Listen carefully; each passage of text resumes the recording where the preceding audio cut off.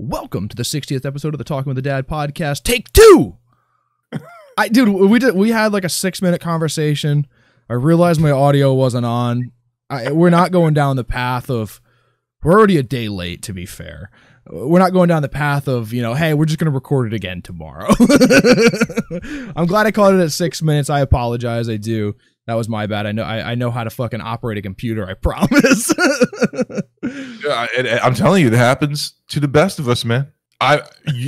Last week, I thought my plan was solid, and then we stopped it, and I was like, oh man, I got to tell this MFer that I didn't have audio. But it doesn't matter. It doesn't matter. No, it doesn't. Right? It does matter because for a moment there, it's like when you make a mistake, it's like, I just made a mistake privately. But when you make a mistake when you're working with someone, you're just sitting there, and you're like, because you have this hopeful look on your face. He's like, good job, Steve. Good job. Way to contribute. It's not like we're not using the audio anyway. Right, so it's not that big of it. If you were recording the audio version of the show, that would be a big deal. But you're not, right? It doesn't matter. So I had a pretty special day yesterday, Zach. Yeah, it was your anniversary, right? 7 years, man. 7 years of marriage. Married her 7 years ago. And she hasn't been able to escape yet. The doors are locked. I have cameras everywhere. I check in on her when I'm at work. I'm just, hello, babe. Hello, babe. Like over the Simply Safe. We got to relax for a little bit. So it's not your typical anniversary when you have kids, right? So especially our kids. So I came home from work. We hung out. What's wrong with your kids? No, they're animals. Came home from work. My poor wife was already she had more energy than usual, but she made a nice meal. Kids started to turn on us. And, we got to lay down and watch some TV together. And that's what you do at our age. We're going to go out to dinner this Friday before the show. We're going to go out and eat and stuff like that. Sure. Come home and, but yeah, 7 years of marriage, man. And you're going to be there one day too. No, I'm going to be there. No. Yeah. It's going to be amazing.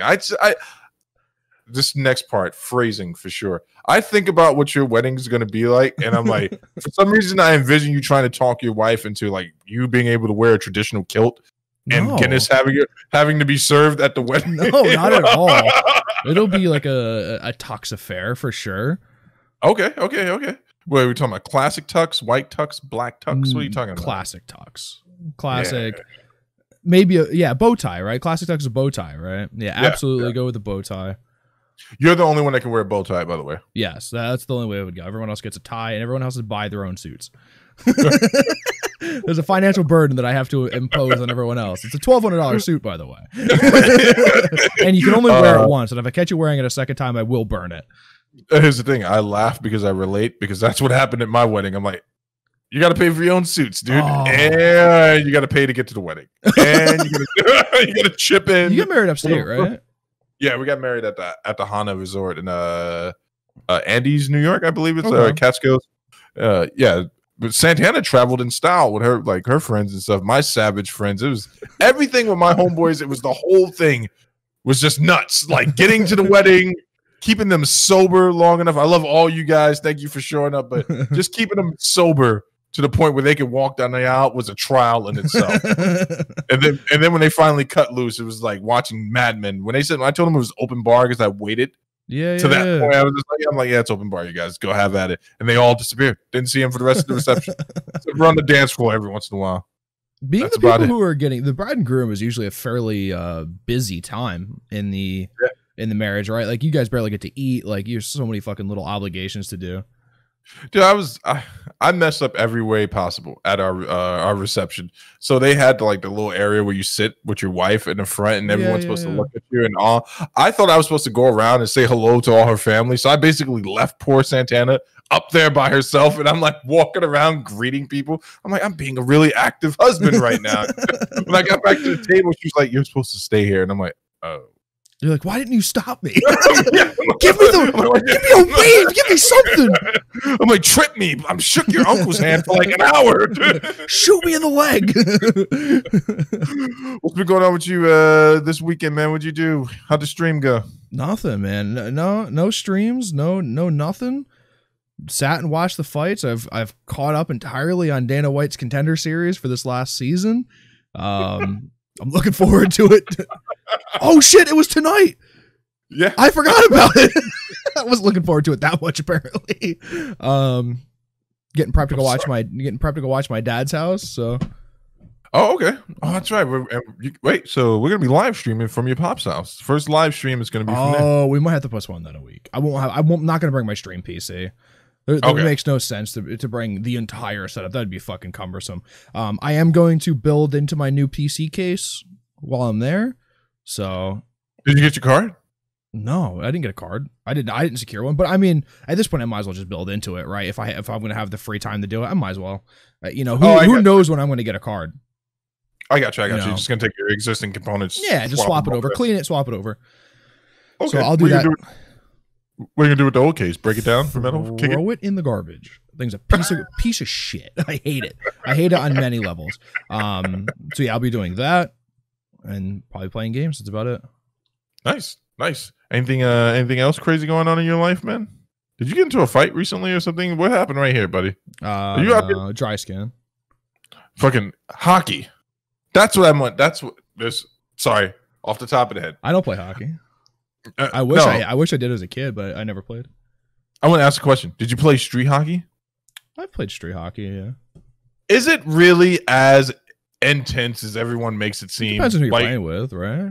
It's like pickup baseball. How intense could pickup baseball be? Well, if you play with a bunch of high school baseball players, right out of high school, then yeah, it's intense, right? Like, let me ask you a question. All right, so city kid, never played street hockey, never played street ball, even though it's synonymous with the city. Like basketball?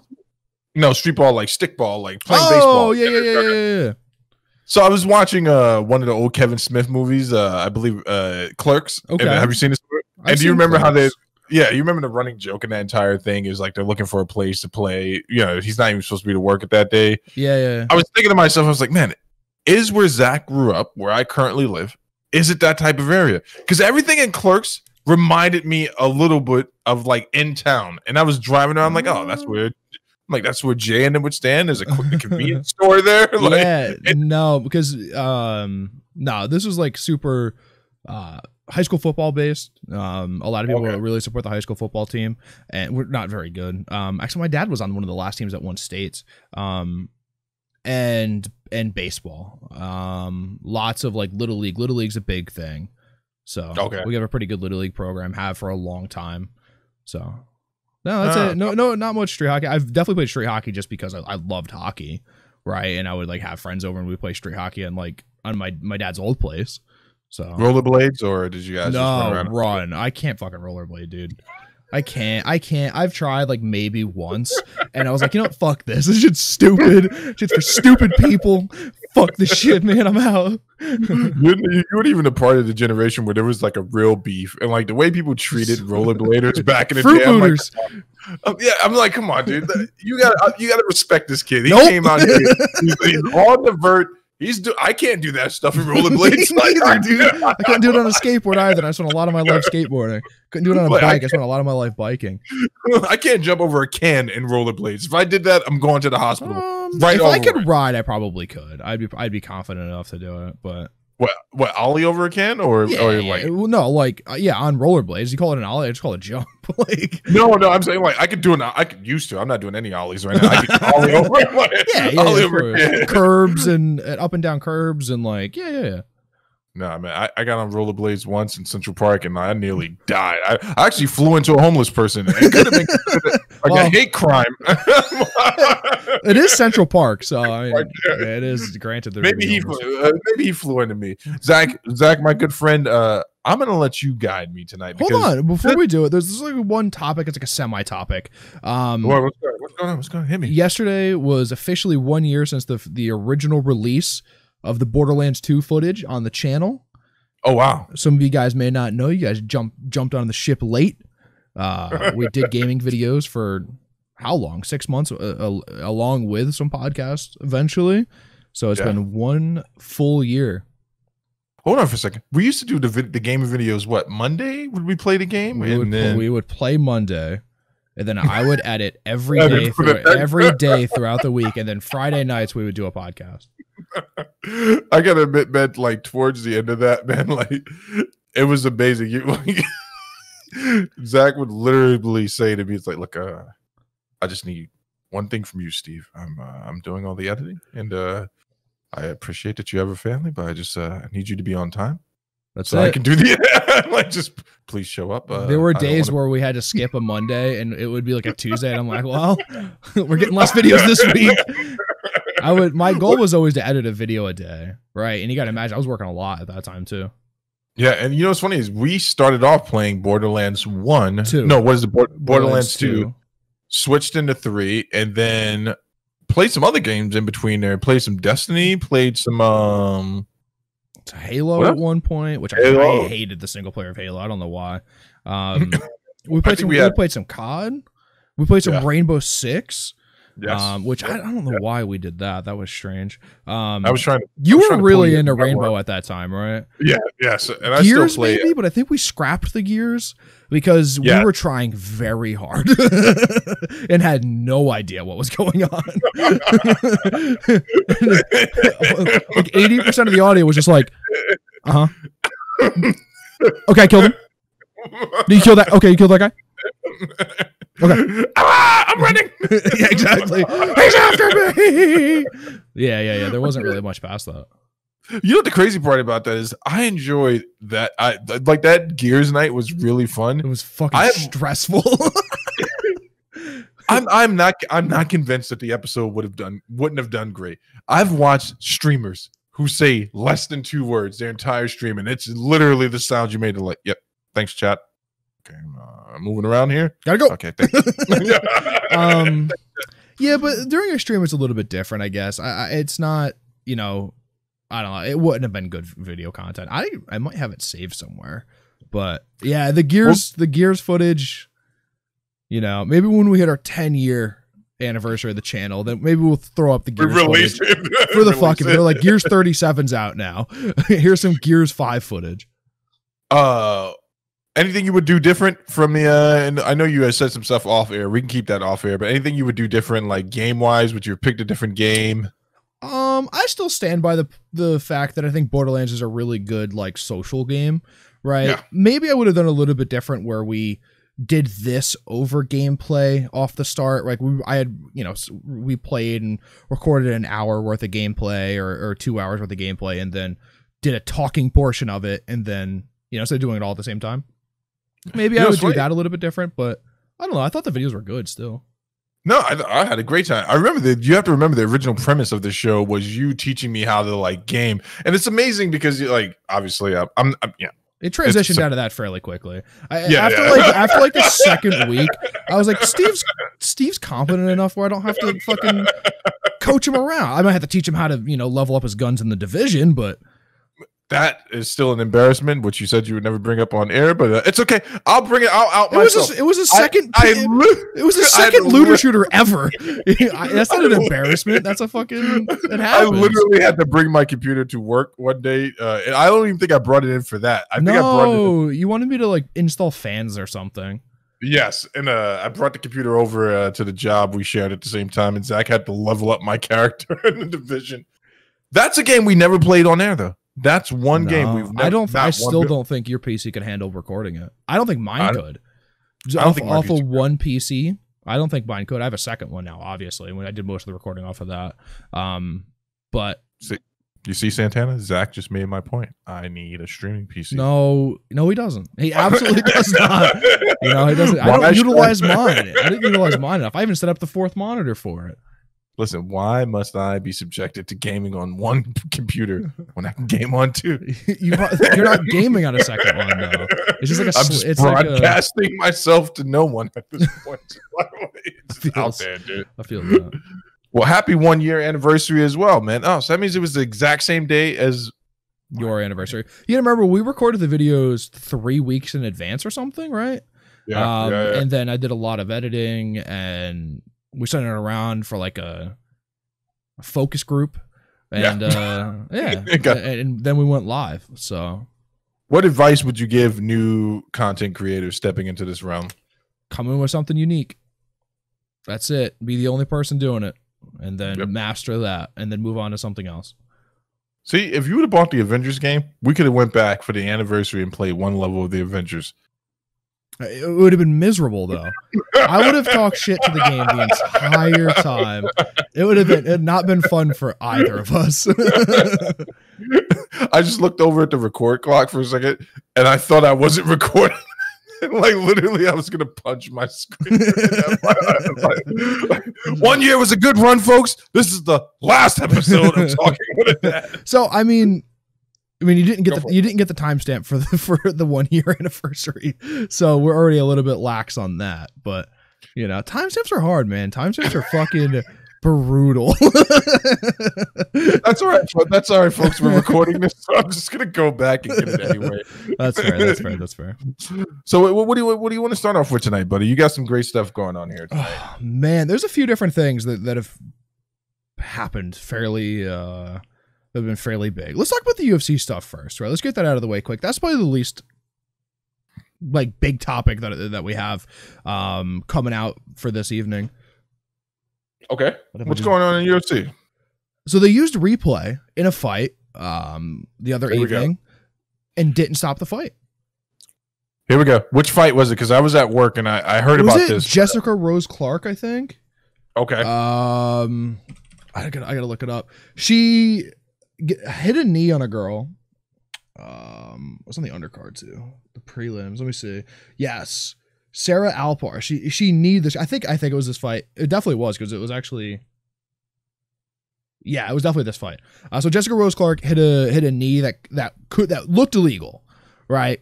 So ref came in, stopped it, used the replay. The girl actually had 2 feet on the ground, but nothing else touching. It was inches. Her ass was inches away from being on the mat, and she had a nasty knee, broke her nose clearly. And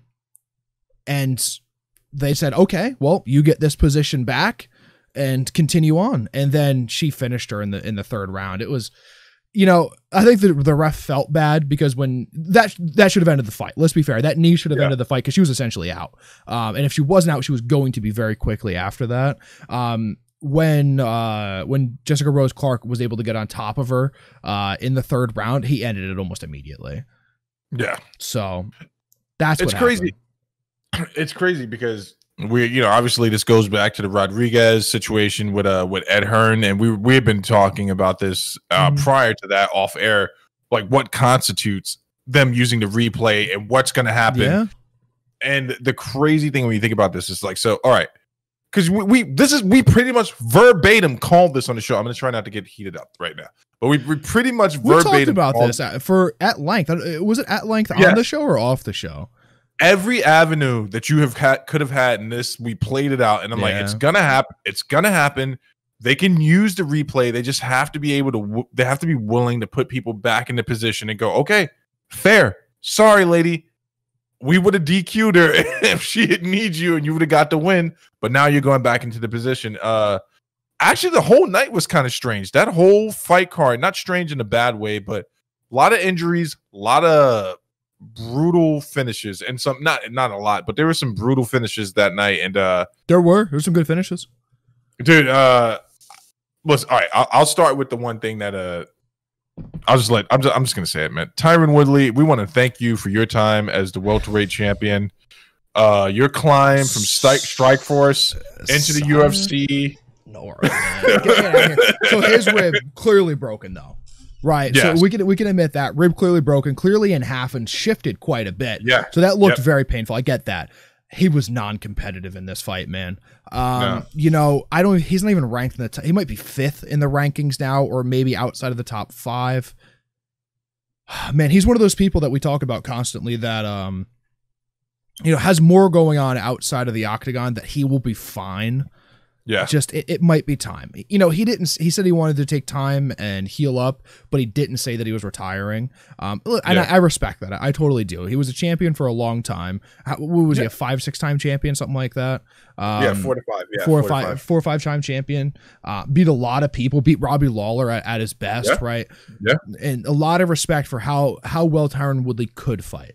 At the moment, he seems apprehensive. He seems unwilling to move forward. He doesn't, his striking's good and will not throw a strike. He doesn't seem like he could use his wrestling anymore either. Listen, Tyron, You know, I know you're a fan of the show, big fan of the show, and you're probably gonna unsubscribe after this, but I think it's time, my friend. I think it's time. I do. I truly do. I know the hardest thing to do for a trainer and for the entire team is to train someone to do something they don't want to do or retrain them out of bad habits. But it's not like Tyron's never pushed forward. I can show you fights like the Robbie Lawler victory. Yeah, he came out guns blazing against Carlos Condit, stepped out in a very active position, caught him with that brutal leg kick, ended that fight pretty quickly. This fight, he started off moving forward. I was like, all right, he's going to try to make an effort. But as soon as that first takedown happened, he's outside his comfort zone. He's back up against the cage, and he's not even counter fighting anymore. And the rib break that he suffered, that was from applying pressure to his own side, trying to get that guillotine. I actually don't know if that was where it happened. I think it happened earlier in the fight. Tyron even came out and said that it happened earlier in the fight to give Colby some credit, even though there is as much bad blood there as there is. Yeah. I think it happened early in the fight. If you look, you can go back and see a few times that Colby went to the body on that time. And you know, maybe Tyron moved in a weird spot, or he is such a lean guy already, right? And there's a lot of opportunity for that to have happened. I do think it's I think if Dana White has a conversation with him about retiring, you got to have it with respect because he was your welterweight champion, right? And no one else really wanted to fight Stephen Wonderboy Thompson. Fought him twice. 2 boring fights, but 2 great knockdowns. Lawler at his peak, no one wanted to fight that guy. He took the fight, took the belt. He fought Carlos Condit when Carlos Condit was one of the most feared men in the welterweight division. We're talking about a guy in Carlos Condit that people were like, all right, is there a way? Like literally. Yeah, is there a way to beat him? Yeah, is there a way I can get around having this fight with him, or is there a way I don't get drawn into deep waters with him? I remember my friend Alex, God rest his soul, literally said him and the rest of most of the MMA community, Tyron Woodley is going to get smoked by Carlos Condit. Sure, and he went in there and walked him down, but it's over, and it's not over because Tyron is he's a coward or any of those things. I really do think all the years of wrestling, you got to remember he had a career prior to UFC and mixed martial arts. That stuff starts to wear on you after a while, man. And I think as fans, not you and I, obviously, but you savages that don't appreciate the fighters the way we do, don't understand that. Like it starts to wear on them, and mentally too, man. He's jumped around camps, and I'd say we sent him off the right way. He's definitely done enough to become a Hall of Famer. I would have liked to have seen the fight with him in GSP, but let's be honest. GSP probably is he a Hall of Famer or is he in the Hall of Very, Very Good? That's a legit question, right? There's a lot. They talk about that a lot in like hockey and baseball and stuff. Yeah. Right? Is he a Hall of Famer or is he in the Hall of Very, Very Good? Right on the edge. Did he do enough? Being a 4 or 5 time champion is nothing to scoff at in the UFC. No. But he's on how many fight losing streak now? Oh, actually, did he win his last fight prior to this or something? I don't think so. Did he? He lost to Gilbert Burns. Yeah, he lost to Gilbert Burns. He's on a 3 fight losing streak. Yeah. If he was a regular person in the UFC, not a former champion, he would have gotten cut after this loss.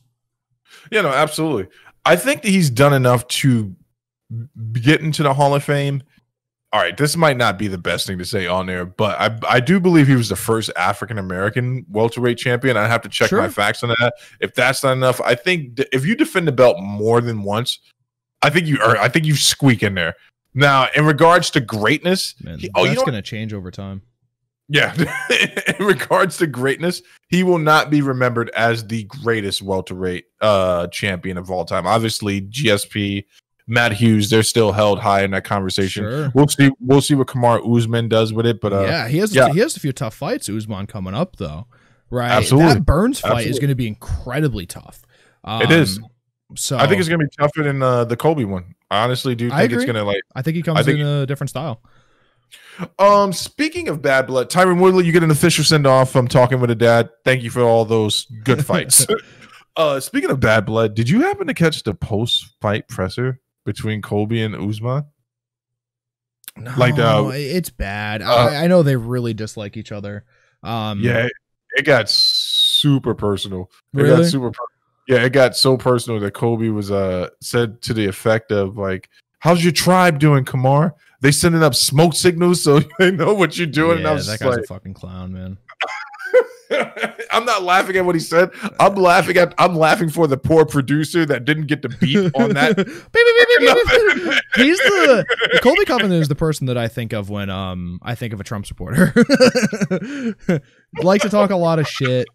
I mean, obviously he's an outlier because he could fight, right? But he likes to talk a lot of shit. Just says anything and everything about borderline racist, if not totally racist as he can, and kind of moves on with his life. I don't even like giving the guy press. To be fair, I actually really dislike Colby Covington a lot. I think if he fights Kamaru Usman, I think it goes the exact same way. I think he has a really hard fight in Gilbert Burns as well. Gilbert Burns is really, I think, the dark horse in that division, in my opinion. Absolutely. Also, I guess I don't know if this is official or if it's actually breaking news, but Colby Covington versus Jorge Masvidal, if that's actually a thing that's happening, someone was discussing. That's going to be huge. Unfortunately, it's going to be a long night for Jorge. Not going to look much different than the Kamaru fight. You think so? Unfortunately, I mean, if he comes in with a full camp, I give it a better chance. But you know, Colby's going to put him on the ground and look to hold him there. Yeah, he's not. I agree. He's not, because George has no problem. He doesn't have a Tyron Woodley problem, right? He doesn't have a problem coming forward. He doesn't have a problem stepping right or left and hitting you with a kick to the head or punch you. Attack is not his problem. So it's going to be a much more defensive fight for Colby. He's not going to stand and bang with him like Usman. And I was trying to explain that to some casual at the school the other day. They're like, I think he stands with him. Like, I don't think he does. There's no fucking way, dude. There is absolutely no way that you stand with Masvidal, even if you are a Colby Covington. There's no way. There is, and you shouldn't. Fucking no way. Dude. You shouldn't. And you could see it in Kamaru Usman's face when they stand with him. There was one punch that flew over Usman's shoulder, and he was like, "Okay, to the fence, and let me stomp your foot." Yeah. I totally agree with that. Let's also talk about Khamzat Chimaev. This dude's insane, man. He's fighting. No hype. It's all real. That guy. It is all legit. Yeah. You know, Gerald Meerschaert, man, I'm sorry, but you were sacrificed to this guy. And 17-second KO was insane. What a straight right down the pipe. One punch. Like one punch. Yeah, this dude is legit. He fights Damian Maia, right? Yeah. Damian Maia is no easy fight for anybody. Even, you know, if he gets him on the ground, Damian Maia gets this guy on the ground. I don't care how good this guy's wrestling is. We saw it with Ben Askren, right? Where Ben Askren is like an Olympic wrestler. This guy's not that, right? Let's be fair. His aggressive wrestling or aggressive grappling even is very, very good. But then you're gonna get caught in so many fucking traps with a guy who's been around as long as Damian Maia. But if Damian Maia does that thing where he wants to stand up with him for a little bit, that I've seen him do in the last 55 fights that Damian Maia has had in 3 years, that this guy's legit, man. This guy's legit. So here's the thing: his sambo. This is the thing about sambo. He's a Swedish guy. Did you know this? He's Swedish. I think he might fight out of that camp. Hold on for a second. He's Swedish. Are you telling me this dude's faking jacks? He's not out there wrestling bears like the rest of those guys? Yeah. I don't know what camp he fights out of. He fights in the same camp as Gustafsson. That makes sense. Gustafsson's Swedish. He fights out because I recognize his head trainer now, and they have a great stand-up program there. So here's the thing about sambo Gus, obviously, versus jiu-jitsu. But is he a sambo practitioner? That's the question, right? That is the question. I think he is. I assumed that might have been racist of me to make that assumption. Style listed is okay. He was born in Chechnya. Yeah. Okay. Lived there long enough to pick up some stuff. Yeah. But he's currently in. Okay, when he was 17, he moved to Sweden, so he was there for a long time. So let me go with the hypothetical.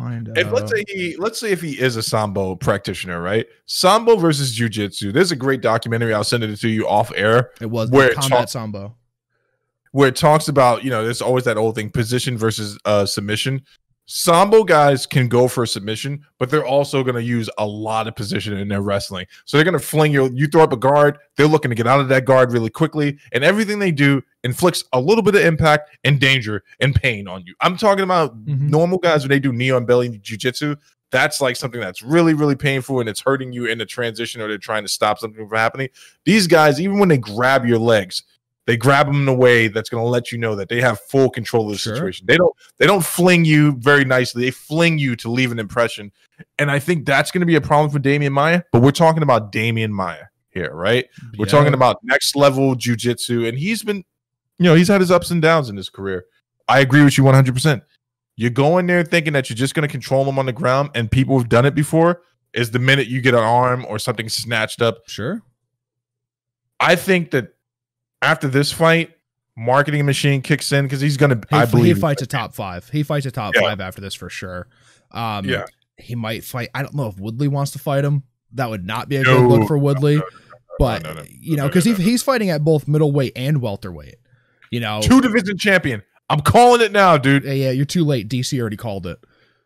What did DC call it on? Yeah, DC called it for this guy too. This guy's legit, man. It's very legit. You see this guy, and even the way he moves around the cage is like, okay, all right, I can see this guy, fighting for a long time. He's got a friggin' hair lip. This guy's got something to prove, man. Yeah. He's not. He's he's bad corrective surgery on it too. Yeah. Oh man, poor guy. But he looked amazing. Actually, I would not mind seeing him up against Kobe. If you're gonna fast track him, put him against someone. You're gonna throw him right to Colby, right to #1 contender. I'm throwing. You don't give him Leon Edwards first. No, he smashes Leon Edwards. You think so? I think he smashes him on the ground. I think there's levels to the game of control on the ground, and he's clearly going to be someone that's going to control Leon in a way. Dude, that's why I keep telling you, man. Oh, if only for your research purposes, right? Take a white belt class, right? And you'll roll with some of the white belts, and you're like, all right, this guy, I've watched enough, and you've seen enough on TV where you're going to recognize a lot of the things that they're struggling to do to get you in. But then there's when that blue belt steps in, and you're like, oh, this feels a little different. And then the brown belt might jump on jump on the mat that day. And there's levels to that type of control. But now that we know that he can strike, and he threw that fucking cross straight down the pipe, dude, and fast, and no shoulder to it, no tell. It was he's the real deal, man. I'm very excited. I'm really excited for the welterweight division and the middleweight division at that. Darren Till, maybe. Ooh. Give him someone who can strike a little bit. At middleweight, don't make Till cut any weight. Yes. Yeah. I'm liking it. Hey, dude, he fought 3 wins in 65 days. Has not happened since the dark days of the UFC. Right. and had a 4th fight scheduled. Yeah. I would be surprised if they don't schedule fight number 5 for this guy in the UFC before he fights Damian Maia. I think is the Maia fight in Abu Dhabi? Yes. I bet you he fights a second time in Abu Dhabi. I wouldn't be surprised. If he gets out of there with no damage. But there is a point of diminishing return where it's like I don't know if he's cutting to get down. Obviously, he is cutting to get down to 170. Probably don't want to do that too many times. But dude, he fought at middleweight and then in 10 days fought at welterweight. And he fought against a guy at middleweight. Sorry, everyone, we're going deeper into the UFC thing, but he fought a guy at middleweight who is a traditionally durable type of guy, the type of guy you think that who can take him out a great deal of damage. Watch his past fights. He takes a great deal of damage to give back a great deal of damage, and he got him out of there quick, just the way you would want him to see him get out of there. It was amazing. Little rumor mill stuff here. So John Jones, the GOAT, showed up at a local grappling competition, and everyone got super excited. John's looking pretty yoked nowadays. Thick. There's a picture of him and Holly and a bunch of the people who've trained out of that camp, right, down there at Jackson Wink. Thick. He's looking big, dude. Not and I'm not talking about fat, hey, I've been enjoying my beer. No, lean, muscular, yeah, he's looking scary. He's not going to be running cars into people anymore. He's just going to be he's going to go into crowds and just head down, run through like you do in Assassin's Creed. Absolutely insane. And if you go to his IG, he's really deep into gun training and training his dog right now. John's starting to show his upstate nature very much. He's starting to act like a fucking mercenary. That's how I see it, dude. I'm like, wait a second. Someone please don't give this guy a gun. He's going to go on an absolute rampage. Dude, he's a felon. He shouldn't have guns, and he's armed to the teeth. Is he a felon?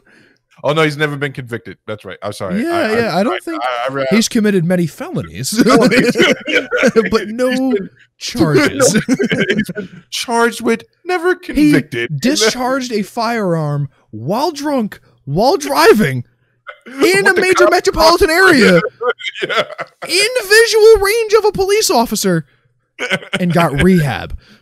I think John Jones and Kanye West should have their own buddy film, and I would love to see how that would go.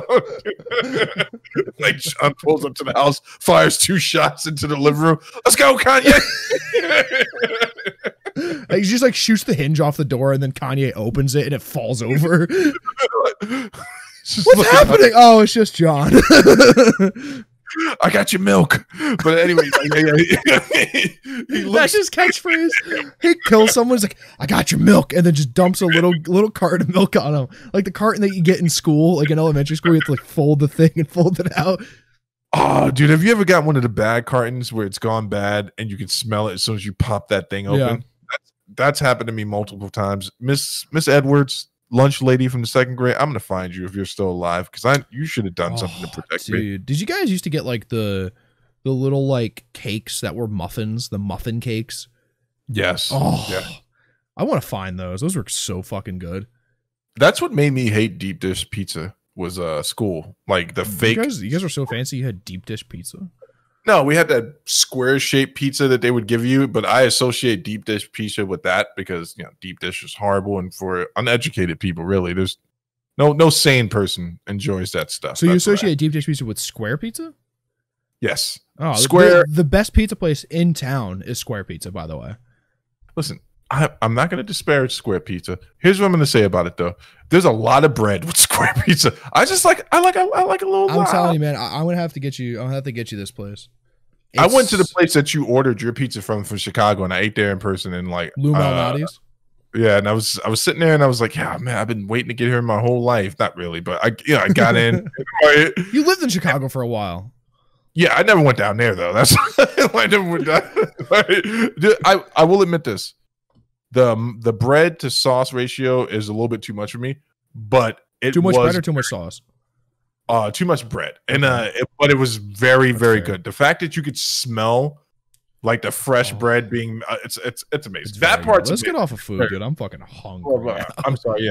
Yeah. Mantis doesn't like when we talk about food. By the way, he's sent me some hate mail about. I know. I saw some comments about it. Sorry, Mantis. You can skip by. You probably didn't want to be here for UFC talk anyway. Let's get into some more interesting stuff, though. We're going to gradually build this up here. Right. Okay, we're going to rev it up. There's a game that came out in 2018, right? Okay. On release day, it had a peak of 13 players. Okay.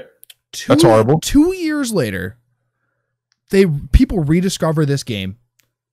It peaked at over 380,000, taking the 3rd most played spot away from PUBG, rightfully, recently. It's called Among Us. Do you know about this game? Do you know what it is? Do you know what it looks like?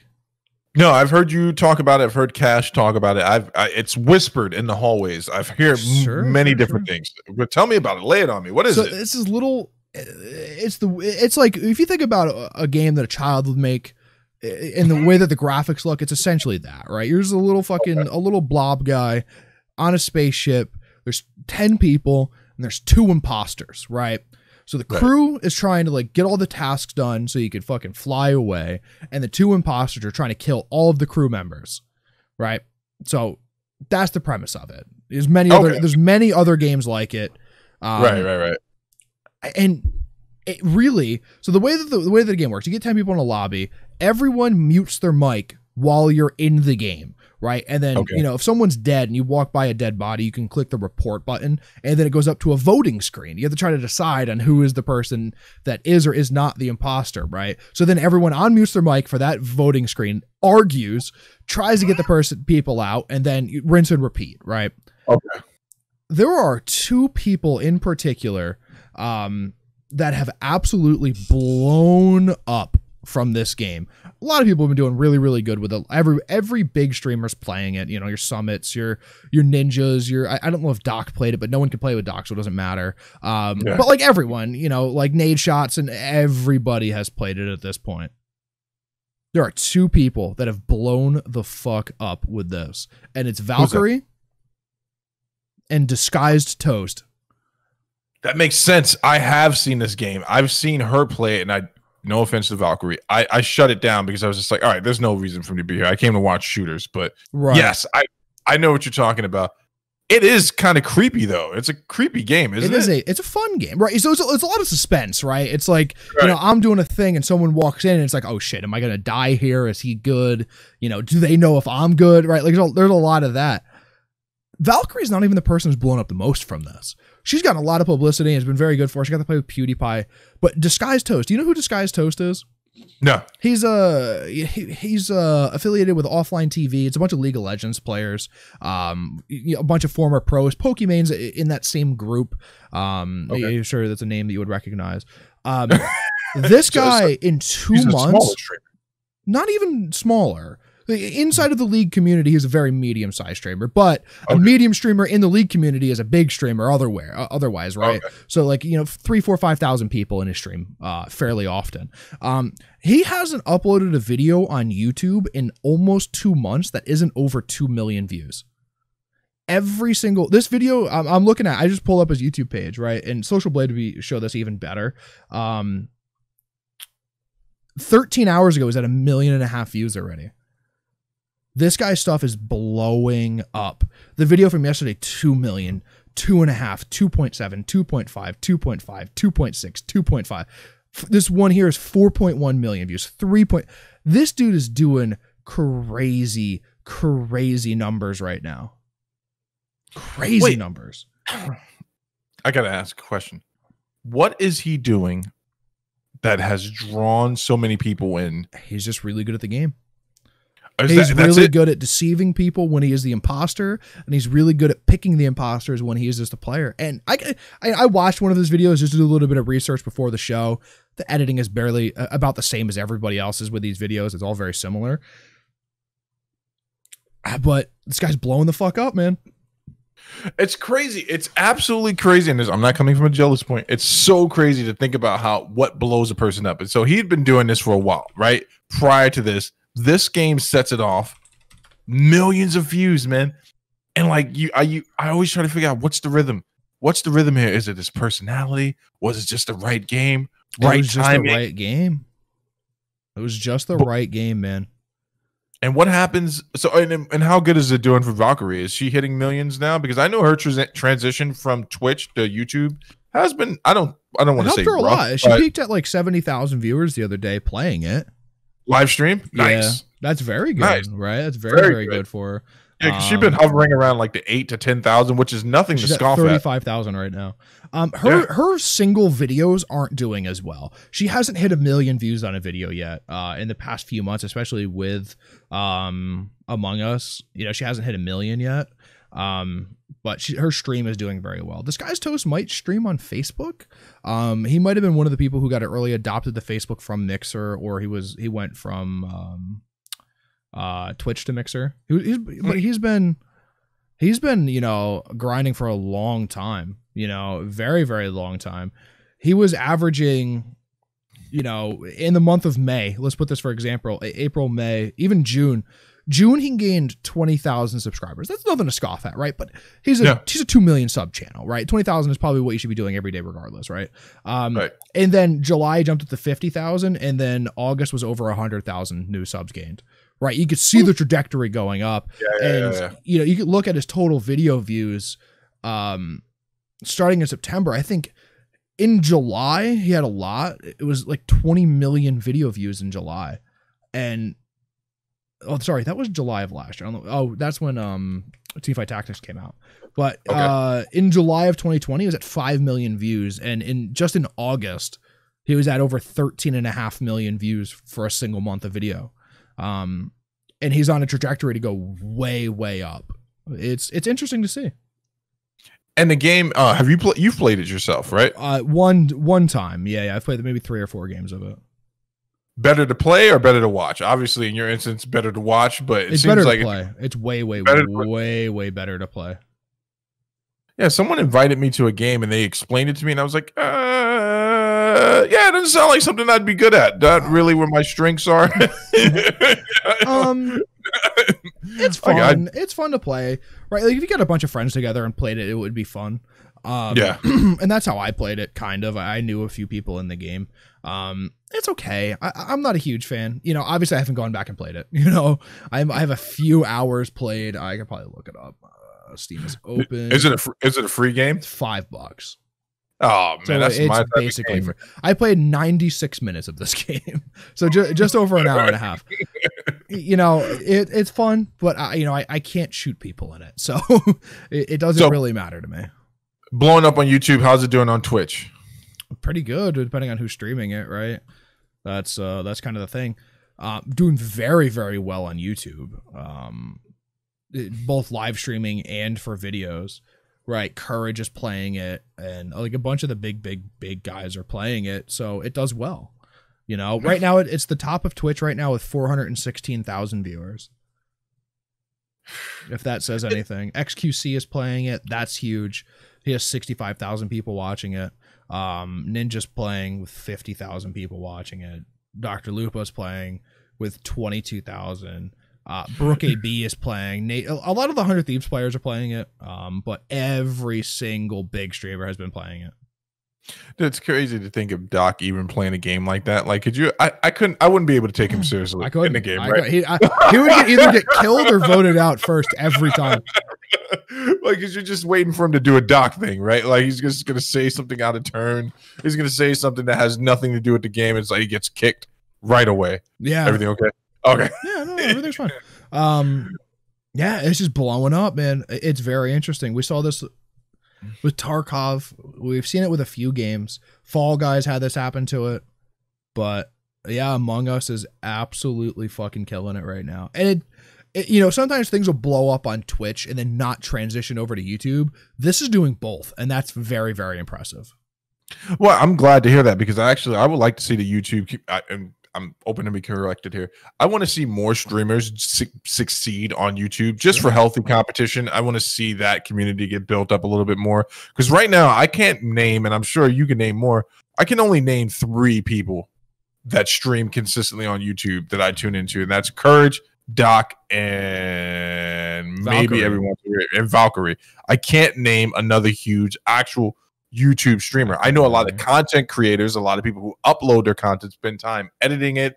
We're talking about just shy of movie production stuff in some instances, but I can't think of a lot of streamers that use it as a resource. I would like to see it blow up. I'm gonna diverge, just like go down the rabbit hole here for a second. I couldn't believe you told me the other night that there were actual hackers playing Fall Guys. Like, yeah, no, the game was dying because of the hackers in the game. Yeah, for some reason they haven't found a way to detect and tell how, you know, who and where and why, and you can't report people in game. Yeah, there's a lot of issues. Thinking of a hacker in Fall Guys makes me think about someone cheating at an Easter egg hunt. Right? It's like the same thing. No, it's worse than that. It's cheating at an Easter egg hunt for blind people. Exactly. Right. It's literally the same as cheating at Mario Party, or, you know, Sonic and Friends, or whatever the hell the Sonic Party game was. Yeah, well, there's like you can't be fake good at things. I guess no, but if you're a troll, that's all you need in life, right? Knowing that you're cheating at something that someone tries really, really hard at. I guess that could bring a troll a certain amount of joy, but it looks like a game that party game. Yeah, no, yeah, that's perfect for a troll. Like that guy's like I get why people are doing it in Tarkov. I can get why people are doing it in Call of Duty. I could get why people are doing it in fucking PUBG. But what the fuck do you mean Fall Guys, dude. Like, you guys are really gonna fuck with Fall Guys? Could you imagine the guy who sits down, guy or woman, why be sexist, sits down and just like, my day was horrible. Life is horrible. Time to cheat in Fall Guys. Woo! Dude, it's like you have to live such a sad, fucking stupid, boring life, huh?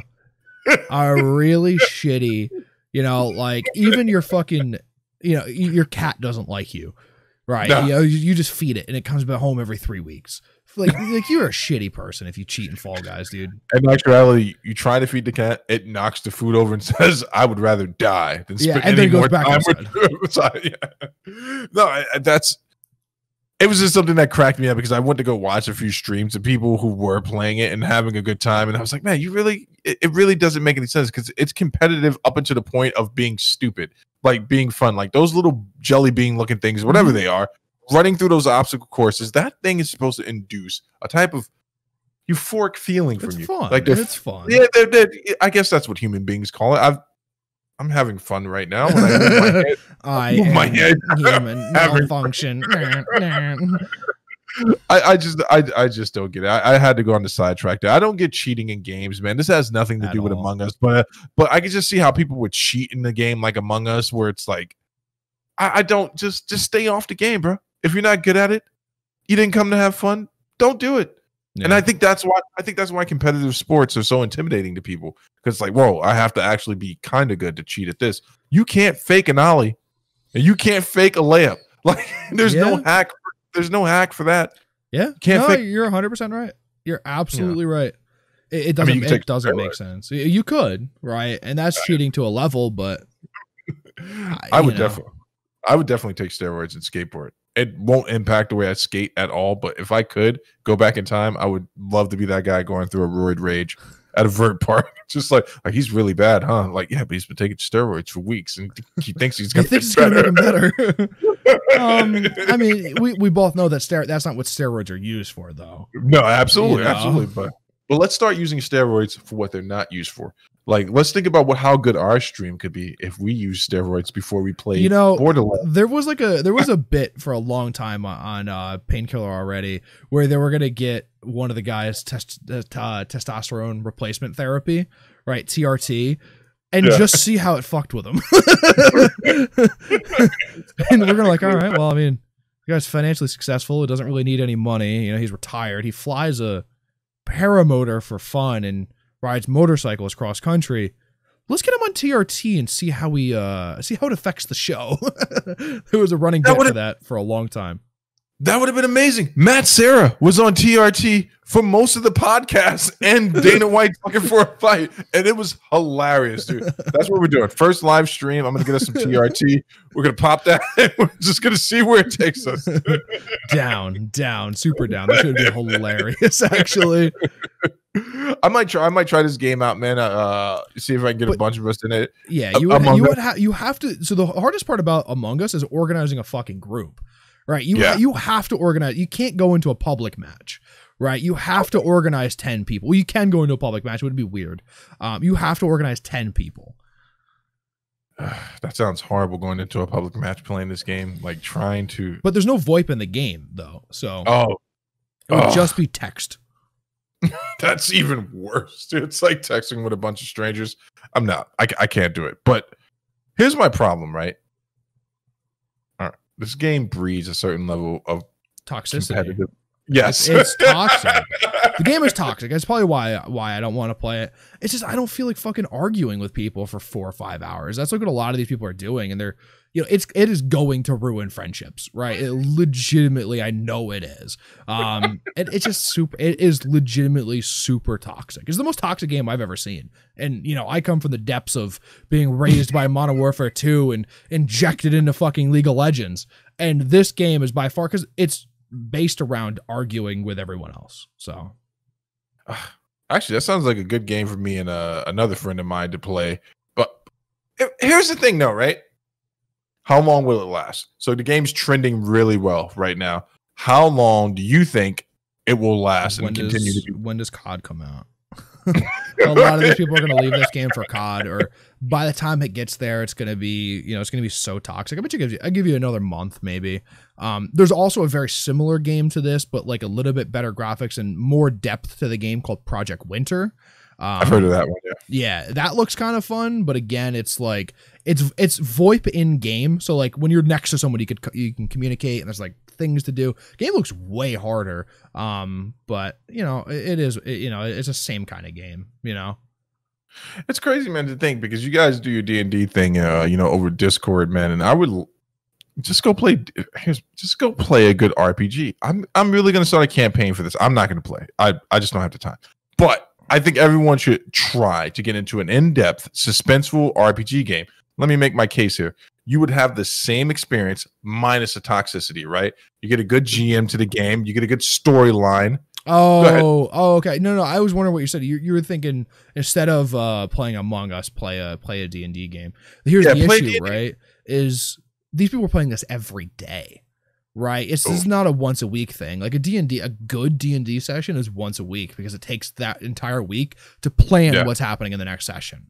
Right, there's a lot of planning. Right, you should look forward to it. It shouldn't be like, all right, we're gonna get on and grind D&D, right? Because that's not possible unless you have like someone who's very fucking good at improvising, and even then, it becomes like whoever's the DM is, it's fucking horrible for them. Right, they're gonna have fucking no fun. And doing it 8 to 10 hours at a time, like these guys are playing Among Us. No, good luck. Yeah. I might try it out, man. Is this currently only in the Steam store? Like, where else could you can download it on your phone? Really? Yeah, it's free to play on your phone. Is it a Chinese company? I have no idea.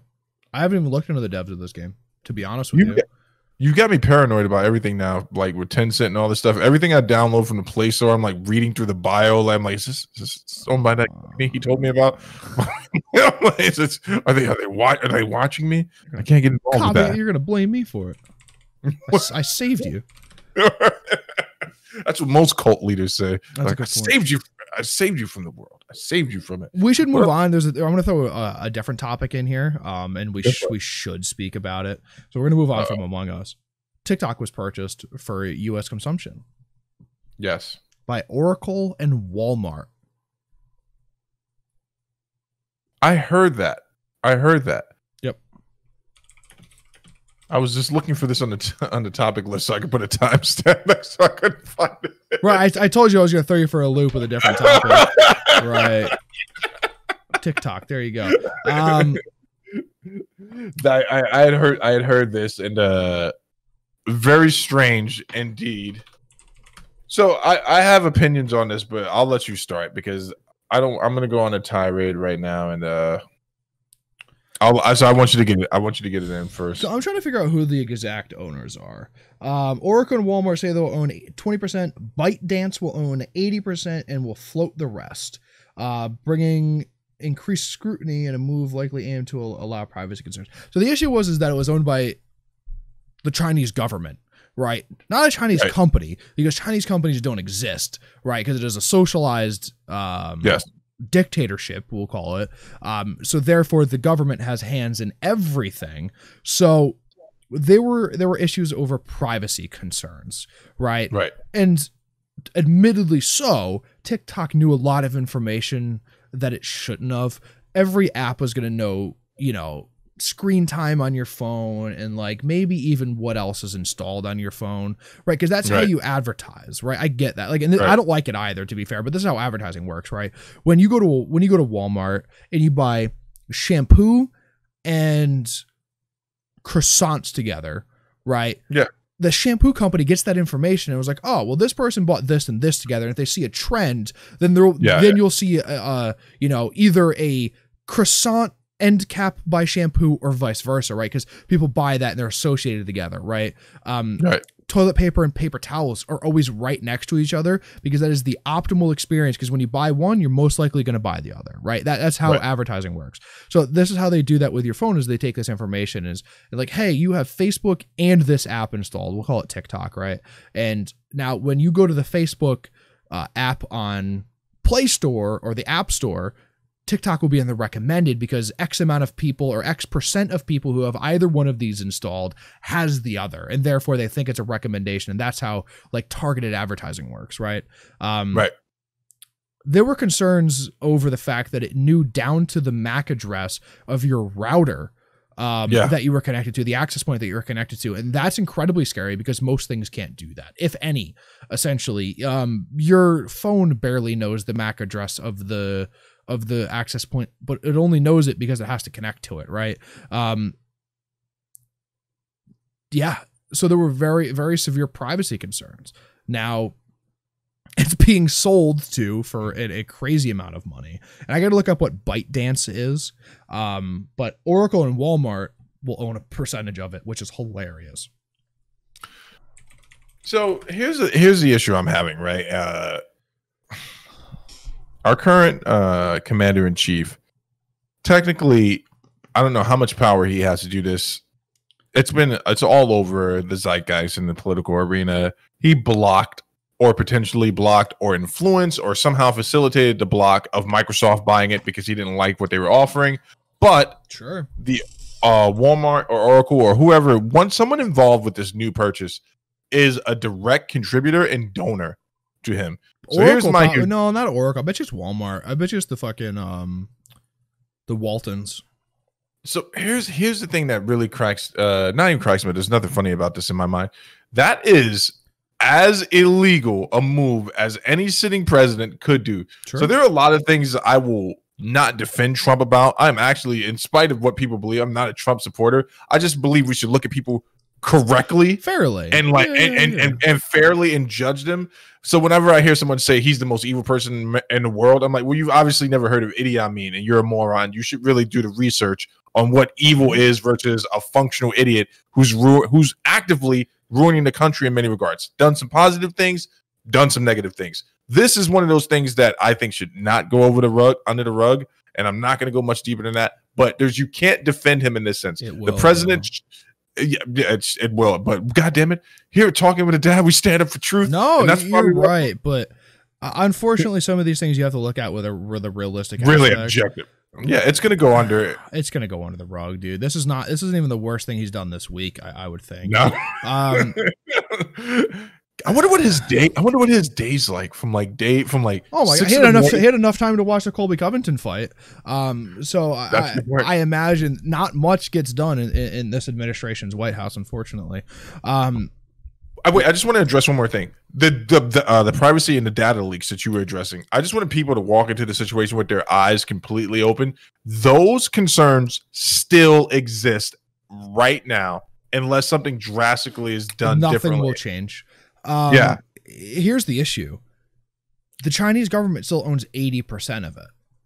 What? Right? ByteDance is owned by the Chinese government. It was the parent company prior and will still own 80% of it.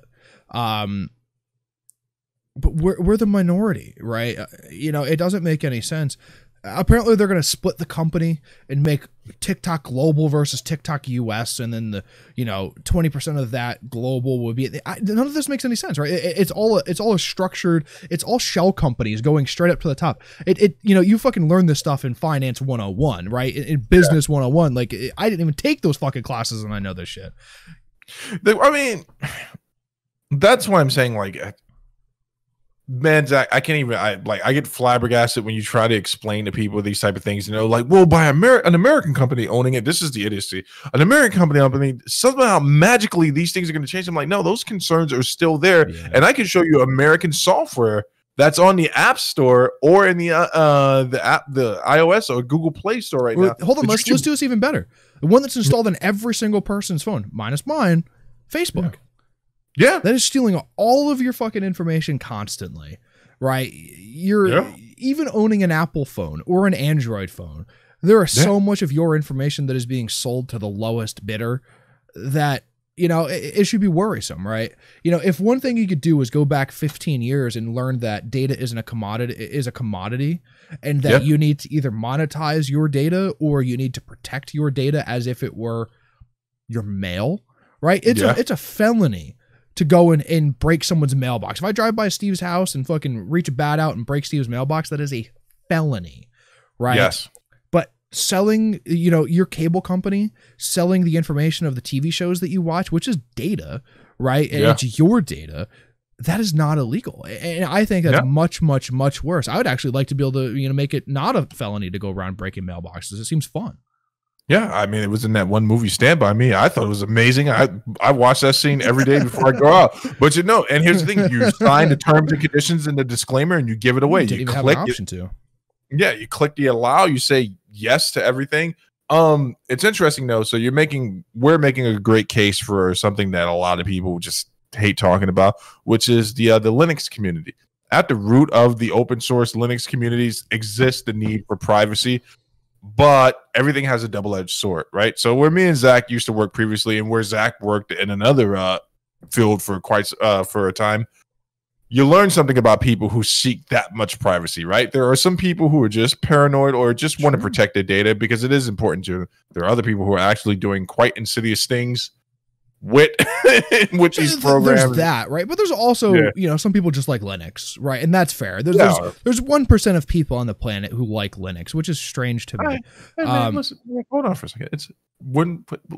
Why click on an app when you can write out a paragraph and commands to open? Right, exactly. Or I don't know, man. Linux is a weird thing, but even down to the fact that it's not your OS that's doing it, right? Your OS, to be fair, Windows is doing a lot of it, but you even go to Facebook, right? And you go to do it on your computer, and it has what fucking hardware you're using on your computer. It just has that information immediately. You open Chrome and Google has all of the information that you have on your PC, essentially, especially the super important stuff, IP addresses and MAC addresses and hardware and stuff.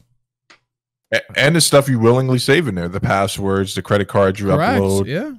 Even if you use a program like Privacy, you still have to upload you know about Privacy, the app that allows you to make virtual cards if you want to do shopping on the internet and stuff like that. No, but I've heard of other things similar to it. It makes sense.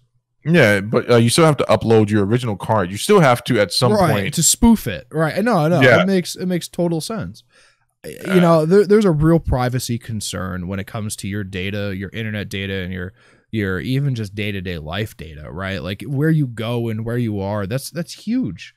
If everyone has their phone on them all the time, you're constantly being tracked, regardless of what setting you may or may not disable, right? There's even a point to where, you know, when you tell your phone to turn off, is it really off, right? Yeah. The screen is off, but, you know, have you ever noticed that your battery drains a little bit when your stuff is off? It's not really off. Let's be fair. It's running background you know, algorithms, and it's still GPS transmitting. Right? The only true off were flip phones pulling the battery out, right? And everyone took that away. And then pulling the battery out, and then also underneath the battery, disconnecting that little weird circle that was behind it, which was actually a GPS. No, it's funny you bring that up about the phones, man, because if you put your phone on the wireless charger and your phone's off and it still has a response, like you know, a digitized screen comes up to tell you how much it's charging, the phone's not actually off. It's more in the hybrid. It's in a hibernated mode. Stuff is totally scary, man. And here's the crazy thing about it. We're all a part of it, down to content creators, up to the grandma who's just searching to buy stuff on the internet. Like, we've willingly given into the system. What do we do at this point? I think you have to become a more informed consumer about things. Like, you just have to be. You couldn't, though. Unfortunately, there isn't a product you could purchase or a website you could visit that doesn't steal your metadata. You know, there's not a, you know, like I said, you shop at a Target and you buy. You know, there's a reason, like, I think, what is it? Alcohol and diapers are close to each other in the store, if you think about this, right? It's because that parents tend to drink a little bit more when there's a young baby because it's stressful. You're right. The last Target I was in, diapers are fairly close to the alcohol. There you go. Right. Chips are next to soda. Right, like there's a lot of things that are next to each other, and that's because there's years and years and years of marketing and product placement and research and stealing and being sold metadata that says, hey, when someone buys A, they're 98% likely to buy B, so put them closer together in a store. It's funny. It is. the ad campaigns have been happening like this type of research, marketing research forever. There's this old video, you can find it on YouTube, and it's actually a real video talking about how to capitalize on the Negro shopper, and it gives a breakdown. Now, this is from like the early 70s, or is this why Pepsi became known as the soda of choice within the community now? Is this not the same thing? No, this is not. This is like a generalized experience, like a breakdown of the shopping habits of African Americans of the day. I want to say it was like late 50s, and it talks about the almost down to the euphoric feeling that African Americans would have from having the prestige that of being able to go into a place where they wouldn't normally be allowed or can't afford to shop, and how businesses should market themselves to that. It wasn't about being inclusive. It's like, hey, if you can afford to shop here, yeah, you should shop here. And then it's a scary thing, and here we are now. As crazy as that sounds, I'm actually super interested in that kind of stuff, right? Because the data that connects things that you do is actually very, very interesting. It's not at all. It's creepy. Let's be fair, but it's not. It's not at all like actually like common sense, right? It's actually there's a lot of like data and algorithms and just years and years and years of experience that shows, hey, this is how you get people to buy things, right? Yeah. Well, I mean, it's a part of the science of convenience, right? They're like, anything has a double-edged sword, but we all want to live a life. It comes with it, man. You want to live a life of connectivity, and I don't mean actual connectivity like, you know, between people. You want to live a life of connectivity between device, convenience, my home. This is the cost, you know, and this is the cost. And there have been people who've been screaming about this for quite some time. I remember when people first learned, I was in California at church one day, and my pastor did a sermon on the algorithm, and he said it like it was such an insidious word. I'm like, yeah. I'm like, come on. I'm like, this is what it's built off. Of course. Yeah. I'm trying to say it like, I'm like, how is this new news to you? How did you think Facebook worked? Yeah. Why do you think your Amazon ads popped up on your Facebook right after you bought that book? Sure. I'm like, it's just crazy to me, man. But yeah, I'm knees deep in it, baby. I'm not changing the thing. I just bought like 8 things on Amazon the other day. My credit card's all over the place, and I got like 8 Google Chrome tabs open right now and a Facebook tab. I'm loving it. If they're listening, send me more stuff. Please monitor me, man, because I need people to come to the channel. Like, this is a place where we will protect your data or give it away, whatever you're into. We'll do both if that's what you're into. I'm not selling it. I couldn't care any less. Yeah, I always thought it's insane, man. I always thought that was funny at the school. Like, I don't know if you ever noticed when you're at the counter, you're explaining to someone the password or anything to do with it, and they kind of give you this look like, well, you guys going to look at my data? And I always want to say, ma'am, I want you to know that the thing I want to do least in my life is know anything about you. After this interaction is over, I want to forget you as quickly as possible. Yeah. Well, yeah, but we also weren't in the business of selling data, right?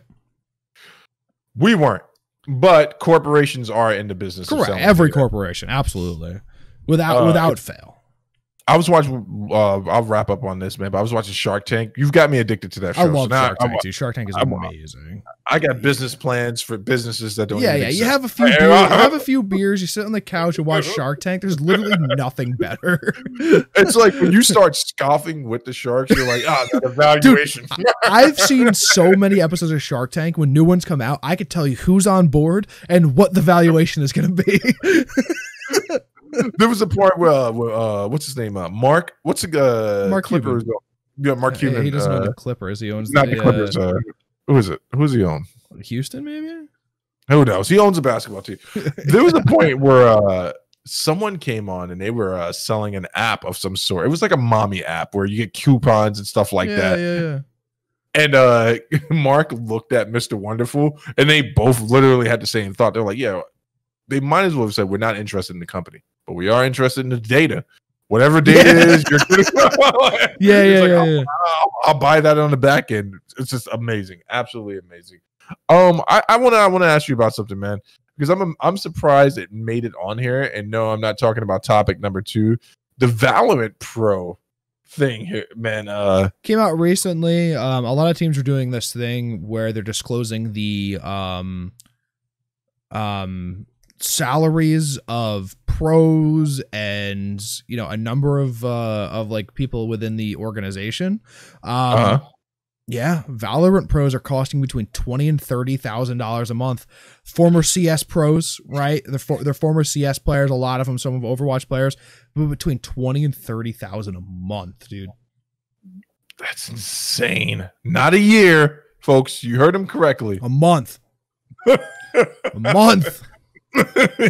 Your kid that you told to stop playing that game because it's not leading anywhere, you missed out on that boat. So catch me up a little bit here, man, because I thought people were kind of projecting that the Valorant scene was not going to be as big as they thought, but obviously there's capital here, so that means people are gearing up. It's like it's going to be huge, right? Or is it huge now? And I'm not understanding the depth of it right now. It's not very big. Let's be fair, but it is owned by Riot. Riot owns League of Legends. League of Legends is the biggest esport in the world. Riot has already come out and said that they're not going to do any Riot sanctioned events on Valorant for the first year to let the game grow organically. But once that Valorant League comes in, I expect it to be on the same level of what League of Legends is because it's owned by the same company. So if you gear up early, get your pros in and get your players in early, it's a safe bet at this moment. I don't know if it'll be as big as what $20,000 or $30,000 a month indicates. I think there are Call of Duty pros who probably make more than that, right? I bet you Scump is on a $2 million a year contract, which if you do the math is way more than $30,000 a month, right? It's closer to $200,000 a month. I don't know. I think at the moment, first of all, great living. Good for you. Congratulations. Congratulations if you're a Valorant pro. Skadoodle is a Valorant pro, was a former CS pro, played on C9 with Shroud. He's playing for SK Telecom T1, Korean team, biggest esports team in the world potentially. Good for you guys. Fuck yes. Here's the crazy thing, man. Like, get paid, son. Get paid with a game with low viewership, man. But like, where are we gonna watch this stuff at, man? Is it gonna be like the CDL? Like, where is it being brought? You gotta walk me through this. I don't know. I have no information. Assuming if it follows the Riot contract, it's gonna be through Twitch. League of Legends is done on Twitch, but League of Legends I think is done on Twitch. It's done on YouTube. It's done on their own website. Like, they do it everywhere, right? They do what I said was the smart move. Don't limit yourself to one platform. Right. Riot was listening when I said that 10 years after they made their league, 7 years after they made their league. They're sitting there like, that one small YouTube channel we enjoy? The bearded one made a good joke and a good idea. Let's get into action. I honestly, man, I'm gonna watch some of this stuff because I was a little bummed out to hear this. Fucking what's this guy named Shroud wasn't actually going to be a pro, because I just wanted to see if he look at it for myself. It's like a Rocky story. He leaves, CS:GO, on his own terms, basically goes into a successful career as a streamer, comes back as a Valorant pro, shows everyone that he's still the GOAT and was better than he was treated on his old team or perceived. He wasn't. I know he wasn't. He deserved to be any more than what he was. There are so many better players in the CS scene, right? I don't watch CS and I can name a few. And yeah, it is what it is. There's a do you hear the rumors that we're going to go a little bit off topic here that Doc is getting a Call of Duty team? Is he? There's rumors. They're not doing any expansions. I don't know how much the LA Guerrillas want to be a team anymore, from what I've heard. Paris Legion is struggling immensely, right?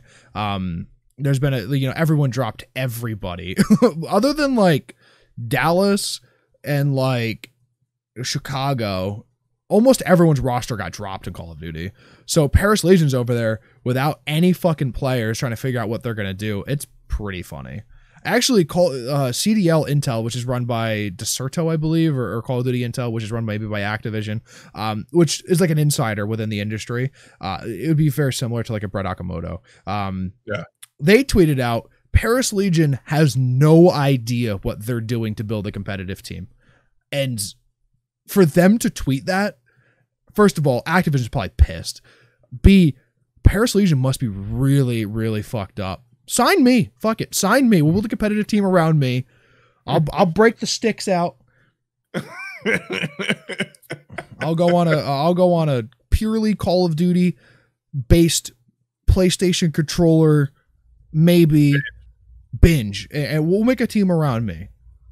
Let me ask you a question. How long do you think? I think for me to get into fighting shape, right, to stand even a chance against an amateur fighter would take me about 8 months. And 8 months of serious training, cutting weight. Is this 2-a-days? 3-a-days. Ooh! I'm talking about 2-a-days in the gym and one like, road work. Yeah, just to really keep my fat ass in shock that this is the life I chose. How long do you think it would take you to get into that type of gaming form to be able to on a controller? Yeah, man, I 8 months is not a bad guess, but I would have to play you would have to start paying me right now, right? You'd have to start paying me right now, and I'll fucking leave this show. I'll leave the show. I'll boot up the Modern Warfare. I'll plug the fucking controller in, get it all working, and go to town. And I'll start right now, and I'll play 12 hours a day, but 8 months probably. You would make it 2 hours before you were ready to quit. And then I'll look back and I'm like, how much money are they paying me? Oh, never mind. I'm going back to a regular job. To be as good as I am on like a keyboard and mouse, and even right now, admittedly, I'm not as good as I could be on a keyboard and mouse. Right, I'm not playing shooters very much. I'm back to playing RuneScape, and I'm playing Divinity, and I'm playing all these other games. I'm playing a lot of Tony Hawk. Right, I'm not even at my peak for what I was on keyboard and mouse, and that would probably take me 2 months to get back into it. Right, I played a little bit more Modern Warfare today. A bunch of people were playing, and we played a little bit. I played fairly well. I won a few games. I won the first 2 games that we played in gun game or whatever, and I couldn't even get 3rd place. I was last for most of the games last time we played. And I'm back a little bit better already. It would take me probably, let's say 3 weeks to get me back into pretty much like tip-top keyboard and mouse shape, but I would have to enjoy the game. No Warzone for you, right? Warzone is fucking awful. Modern Warfare is awful. It's not. It's just not fun. I'm over BRs. Let's just not beat this into the ground. That being said, Cold War, I'll probably be playing a shitload of Cold War. I don't expect to talk to you any other days except for Monday and Friday once that game comes out. And I'm gonna be honest with you, I rewatched a lot of the footage they played at the PlayStation and just other trailers and stuff like that. Game looks good. Yeah. I rewatched Doc's stream on the open alpha there for the PlayStation. It looked like a lot of fun, and more importantly, I think a good way to gauge this whole thing is, are people who've been playing the game forever having fun while they're playing it? Everyone has fun in the first week, though. Everyone has fun in the first week, dude. You're gonna get brainwashed being around the Call of Duty community, because it's like, dude, after the first month, let's be fair, after the first month, that's when the people have figured out the meta. That's when they figure out the routes. That's when the pre-nades and the stuns and what works the best with what. And after that is when it becomes bad, right? And we'll see. The Modern Warfare for me lasted the first day of the beta, which is the shortest Call of Duty's ever lasted, to be fair. Black Ops 4 lasted until January, right? Then we didn't really play it much after that. Prior games lasted, maybe a little bit longer than that, right? Modern Warfare, like, you think about it, Call of Duty 4, we played Call of Duty 4, or they played Call of Duty 4 competitively for 2 full years. Right. And then World at War lasted, people didn't like World at War. I don't know why. I thought World at War was a very, very good Call of Duty. Modern Warfare 2 lasted the entire time the game was out. People still love that, right? Black Ops 2 lasted the entire time the game was out. And then it's gradually shorter and shorter to when people are fed up with the game. And, we saw. Yeah. We saw 1 week essentially with Modern Warfare before the pros started complaining about it. But if you go back, during the alphas and the betas, the pros were hyped about it, right? I based a lot of my opinions off the pros because they're paid to play it, right? And they have to play it. So, they were hyped in the betas in like the first week, and then it went downhill from there. So we'll see. Staring back to Valorant, and this kind of goes into the CDL thing. I want you to hear my vision of how they should do it for Valorant. And it's a radical idea. You're going to have to brace yourself because I'm going to be throwing some advanced concepts at you. I think all they have to do is look at everything that went wrong with the CDL this year. Nope. Get it. Wait, hear me out. You go. I'm going to drink water this entire time so I can't fucking interrupt you. Go ahead. They just watch what happened with the CDLs. Get everyone in to the bubble now. Get the infrastructure going. Let's get it all on land. Get all the teams in the appropriate spaces. Broadcast only on Twitch and YouTube. Control your broadcast rights and just make it a seamless experience. Get the promotion going now. Pay for ad spots on ESPN and ESPN.com. Get people excited about it now. But do not assume that people are just going to tune in. I think that was the biggest mistake I saw with this. Let me reiterate to you who owns Valorant, right? Look at League of Legends. They're owned by Riot. They're not looking at the Activision model, right? Where it's, we got to play this much. League of Legends has a set structure in set regions at set locations, right? They already do all of that. And I just imagine that, man, where is it? Where's the Riot headquarters? It's on fucking like Huntington Beach or something, right? Oh, it's a beautiful area. I love it. They buy the fucking the building next door. And they're like, okay, League, Valorant, done, right? That's all they need to do. They already have the model set in front of them to have a successful league and organization. Just do it the same way. That's it. That's all they have to do, right? Counter-Strike is the same thing. The issue with Counter-Strike is, and as much as Counter-Strike is probably the best esport to watch, in my opinion, and I don't even like the game, Valve doesn't back their esports, right? Valve is the company who makes Counter-Strike. None of this is Valve sanctioned. Dota has the highest, the international has the highest paid tournament ever. Every year, $30 million, I think, have raised this year already, but it's crowdfunded and Valve has nothing to do with it. And that's what makes, they have to work so hard for that to make that way. But it's so much easier if the company who makes the game is just like, okay, we're going to put this and this and this in the game so that it's competitive, and then the competitive players are going to play on a previous patch, right? And I think that's what happens with League is they play a patch back, right? Because all of their strats and the way that the synergies, the way that you play the game, the way that you play the game was based on that patch, and then they could have a patch in the middle of a season or in the middle of a weekend, right? And they're going to play on the patch that they played on. So it is the Riot is going to do it right, but how big it's going to be is very interesting. Man, I've not heard something that's made me more hopeful for something not effing up. And then those they words have you successful. They have it there already. They have it there already. So what you're saying is the only way they fail at this is if they hire Scott Coker. He comes over and says, "This is what we're doing from now on." And then just takes them to ABC, and then the company falls apart from there. Yeah, I don't know if it'll ever go that mainstream. I hope one day. I'm sure it will. Speaking of gaming companies, and we just had some really big news. Depending on if you care about this type of stuff, I do. I always care about this type of stuff, and I love to see it happen. But Microsoft making boss moves, bro. Son.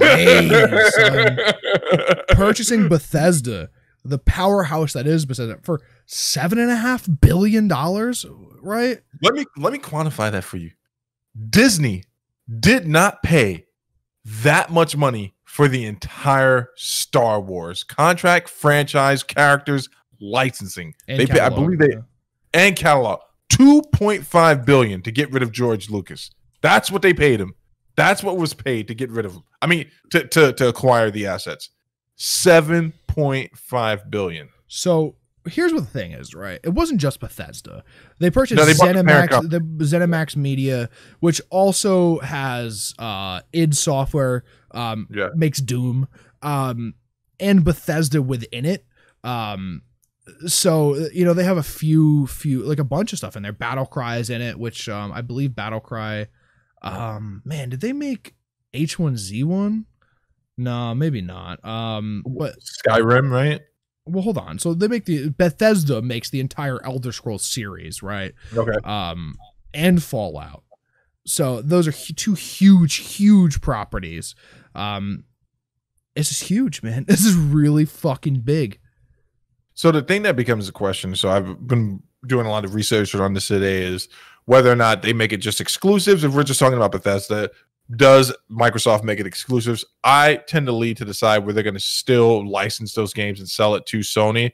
But a lot of people are thinking that this is the chokehold that they finally used to kind of not put the nail in the coffin Sony, but be able to compete, because they've always been lacking in exclusives, but to really corner the market in a real way.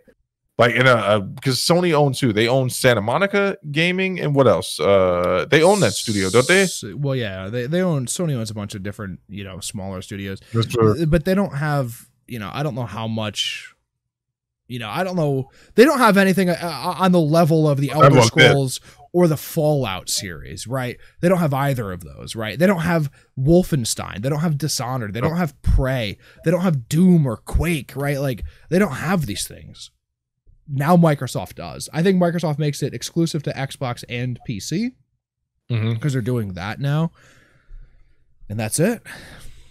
So there's the other point to that. A lot of people, because there's speculation that this is, and I think Microsoft has said it in so many words, that this is the last console, that maybe they'll release updates for it. Maybe they'll do a few things but they're not making money on this. And more and more people in the industry are thinking that they're going to be moving towards the Xbox platform. Just, the games that they release, just the games they release in the Game Pass. All the new games will be optimized for this current gen of console that's coming out now, and on PC, which I think ultimately the Xbox, in my opinion, I remember the inception of the whole thing, I think it all comes to an end. And I think it would be fitting. Like, the original Xbox release, I remember that day, and I was like, wow, this is a big deal. Yeah, but to see it finally, The Rock came out with fucking Bill Gates. Back when The Rock had hair. No, like, wait, I want to I threw Steve for a fucking loop there. I want to take you back a little bit further. The reveal on the console. Huge. I remember sitting there sweating, looking at it and just going, I don't even understand. They said something about a hard drive being in it. Do you know what that it was just blows my mind, man. It was really, really big. And the thing about them just going to the Xbox platform where, even if you're not into cloud-based gaming, but if you can just get the Game Pass and use it on your computer, that's going to be huge for the PC community. Just moving forward, people are like, I'm not buying an Xbox. People will never buy one. And people are going to stick with the Xbox knowing that, like, hey, this is the last one. And then having all these exclusives funneled into it. I think it's amazing, dude. There is one thing that's going around on the internet that people are really hoping for that I'm just going to say is never going to happen. You are never going to see the Doom guy and, what's his name, Master Chief, or whoever the hell it is in the same universe. Like, already, literally, their whole entire thing's dedicated to this. That's huge. That's huge for sure. That's actually really, really funny. I'm like, it's not. One meme was like, it turns out he was in the Halo. He was Master Chief. He was Master Chief the entire time. Yeah. So this is big, right? I'm a huge fan of the Elder Scrolls series right now. I've been very vocal about that. The Fallout series I like a lot. I hope that this means when the next Elder Scrolls game comes out, I don't think it'll come out any faster. I think it'll be the same pace of what they had come out previously. I hope it's more polished, right? The issue with the Fallout and the Elder Scrolls series is that when you buy the game, you have to work around the bugs, right? Okay. You have to work around the issues with the game, right? Like growing pains. Not even growing pains. They don't patch the shit. There forever was a bug in Skyrim back in the day, and there's been so many versions of Skyrim now that I don't remember, where you used to go to the main, like the first main city, Whiterun, and you would like sprint jump on a barrel and then sprint jump on a wall and then just jump out of Whiterun, right? And for us as PC gamers in open world, that's not a big issue, right? But when you were in Whiterun, you were in an instance of Whiterun. Right. So where you were the game just loaded Whiterun and didn't load the rest of the world. Right. Yeah. So then you would jump out and then just walk under Whiterun and just steal everything.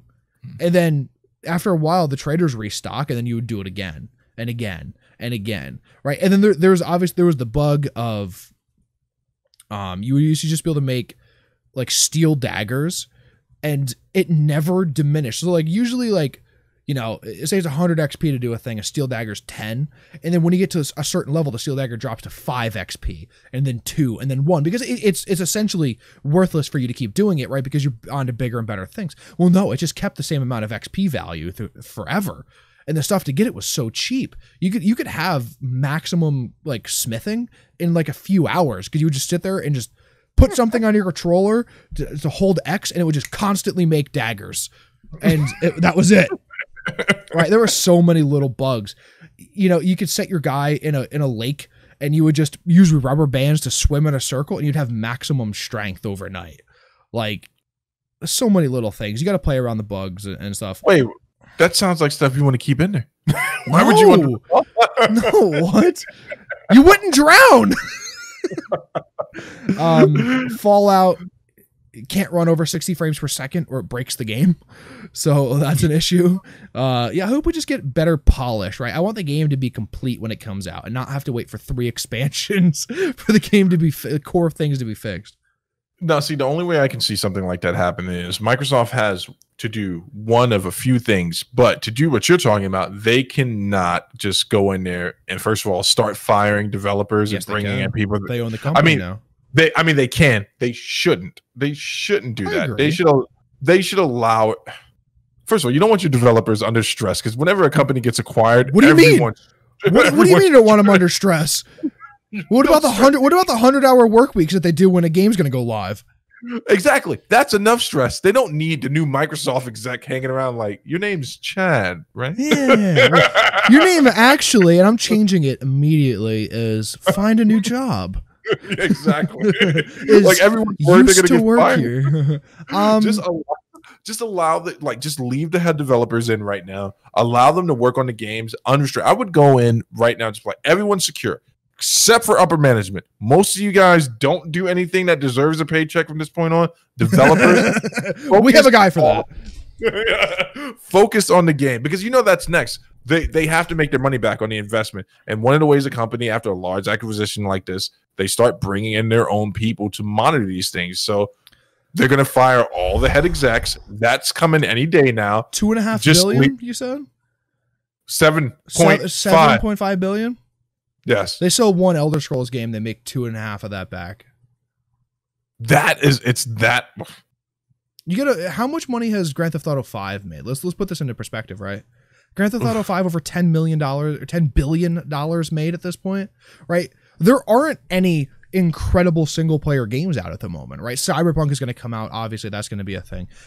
They've already announced that Cyberpunk is going to be shorter than The Witcher 3, which is fine, right? The Witcher 3 was an incredibly long game, and you know, if it's good, it's good. There's not really great single player games out right now. People are replaying Skyrim, they're replaying Oblivion, right? They're replaying Fallout 3 and New Vegas and 4, right? There's not one of those epic came out. And when's the last time? When's the Skyrim come out? 7-8 years ago. You know, this is going to be one of the most anticipated games, right? Fallout, or no, not Fallout. Elder Scrolls 6 will be one of the most anticipated games of all time. We don't even have a running title for it yet, right? It got announced 2 years ago at E3. Yeah, the buzz is still very real for it. By the way, it will be incredible. That's it, right? So my only concern is, and I'm just going to draw the only comparison I can. They just have to keep it together long enough. When I say they, I say Microsoft. They have to deliver on whatever they can. And I know they can make the $2.5 billion back from the Skyrim game, but I'm just saying you have to be able. Skyrim is a game. The Elder Scrolls is a series. Oh, you're saying from the entire series they can make $2.5 billion? They released the next Elder Scrolls game, Elder Scrolls 6. Right? Because Skyrim is a game. Skyrim is a singular game. Is the 5th installment of the Elder Scrolls series, right? You keep calling it a Skyrim game. No. So it's Elder Scrolls, like it's like Daggerfall or something, and then Sky something, and then it's Morrowind, Oblivion, Skyrim. Right? These are the name of the region that you're in when you're in the game. So the Elder Scrolls 6 will be. There's rumors that it's going to go back to Daggerfall, which is like the original 1 or 2 zones that was it, and they're going to expand it. But the next Elder Scrolls game will be, Elder Scrolls fucking insert name here, right? It won't be a Skyrim game. It'll be, the next zone over. Continent is a better word. All they have to do is not make the same mistake as Disney. Sure. So Disney acquired Fox, and everyone. Actually, I think the mistake was more on the fans' part. We assumed that the content was going to come a lot quicker than it was, but people who knew business were like, no, they're going to freeze a lot of this stuff. They have to let the X-Men die for a little bit. They have to let people forget about the bad Fantastic Four franchise. And then they're going to start rolling this stuff out when it makes the most sense for the studio. I would be interested to see how Microsoft's going to handle all this, but I guess they wouldn't face the same roadblocks that a movie studio is. It's like, no, they don't, this is they're not so limited on money. You know, Yeah. Microsoft was like, hey, you know, we weren't able to buy TikTok for $20 billion. Shift the money. Bethesda, whatever their fucking parent company is called, ZeniMax, get them. You know what's also very funny about this, man, is it probably went down just like that. Like they were gathering money for TikTok, going to wherever they need. Selling off stocks and other companies, and then they had 20 billion liquid capital, which, you know, as a company you don't want, essentially, right? You want your money to be invested in things making you more money. Unless you're trying to create like a smaller footprint for yourself, but you're not doing that when you're a corporation their size. Right. You remember, do you remember when people were calling the death of Microsoft after Windows 8, not 8.1, but at Windows 8? This is after people had just gotten a taste out of their mouth of Vista, but they also lost the beloved Windows 7. Yes. I remember there were people who literally you morons. We're gonna see how this plays out. This doesn't affect you in one way or another, Zach. I mean, other than Elder Scrolls. Like, do you play Fallout? Do you like that game? I've played Fallout. Yeah, it's fun. What other game on that list would you play? What else? You don't play Doom though, right? No, I give two fucks about Doom. Elder Scrolls and Fallout. Elder Scrolls and Fallout. What else is Dishonored? I never personally got into that game. I like the way it's pretty good. Yeah, I've heard this really good. People love it. People love it. You know, I played the Elder Scrolls Online. Obviously, that's in there too. You know, there's probably games that I'm not sure about. To be fair, I don't know. Wolfenstein has always looked good. Well, that game always looks beautiful, but I can never get past that it's the same game as the 8-bit one. It is essentially Doom and that are still the same game. Apparently this new Doom is really hard though. Like if you wanted like a hard shooter, apparently this new Doom was a very good play. People enjoyed it, but that's not what I'm here for. I came to beat video games. I didn't come to struggle at video games. I play on easy, and if I could play my life on easy, I'd do that too. Okay. Dishonored is something I might get back into. I remember it was a buddy of mine who really loved it, but I'm more into it for the story. That's about it. Very good. Yeah, I've heard that it is very, very, very good. Deathloop is a game coming out on the PlayStation that is now owned by Microsoft. So that's within that category. Last time to be on the PlayStation, unless they continue to license it. That's another source of revenue for them for sure. Could be for sure. Yeah, I'm trying to look up when Skyrim came out. Skyrim came out. Oh, okay. That was reviews. 2011. So it's 9 years old now. And then that next year there was 3 DLCs put out for it.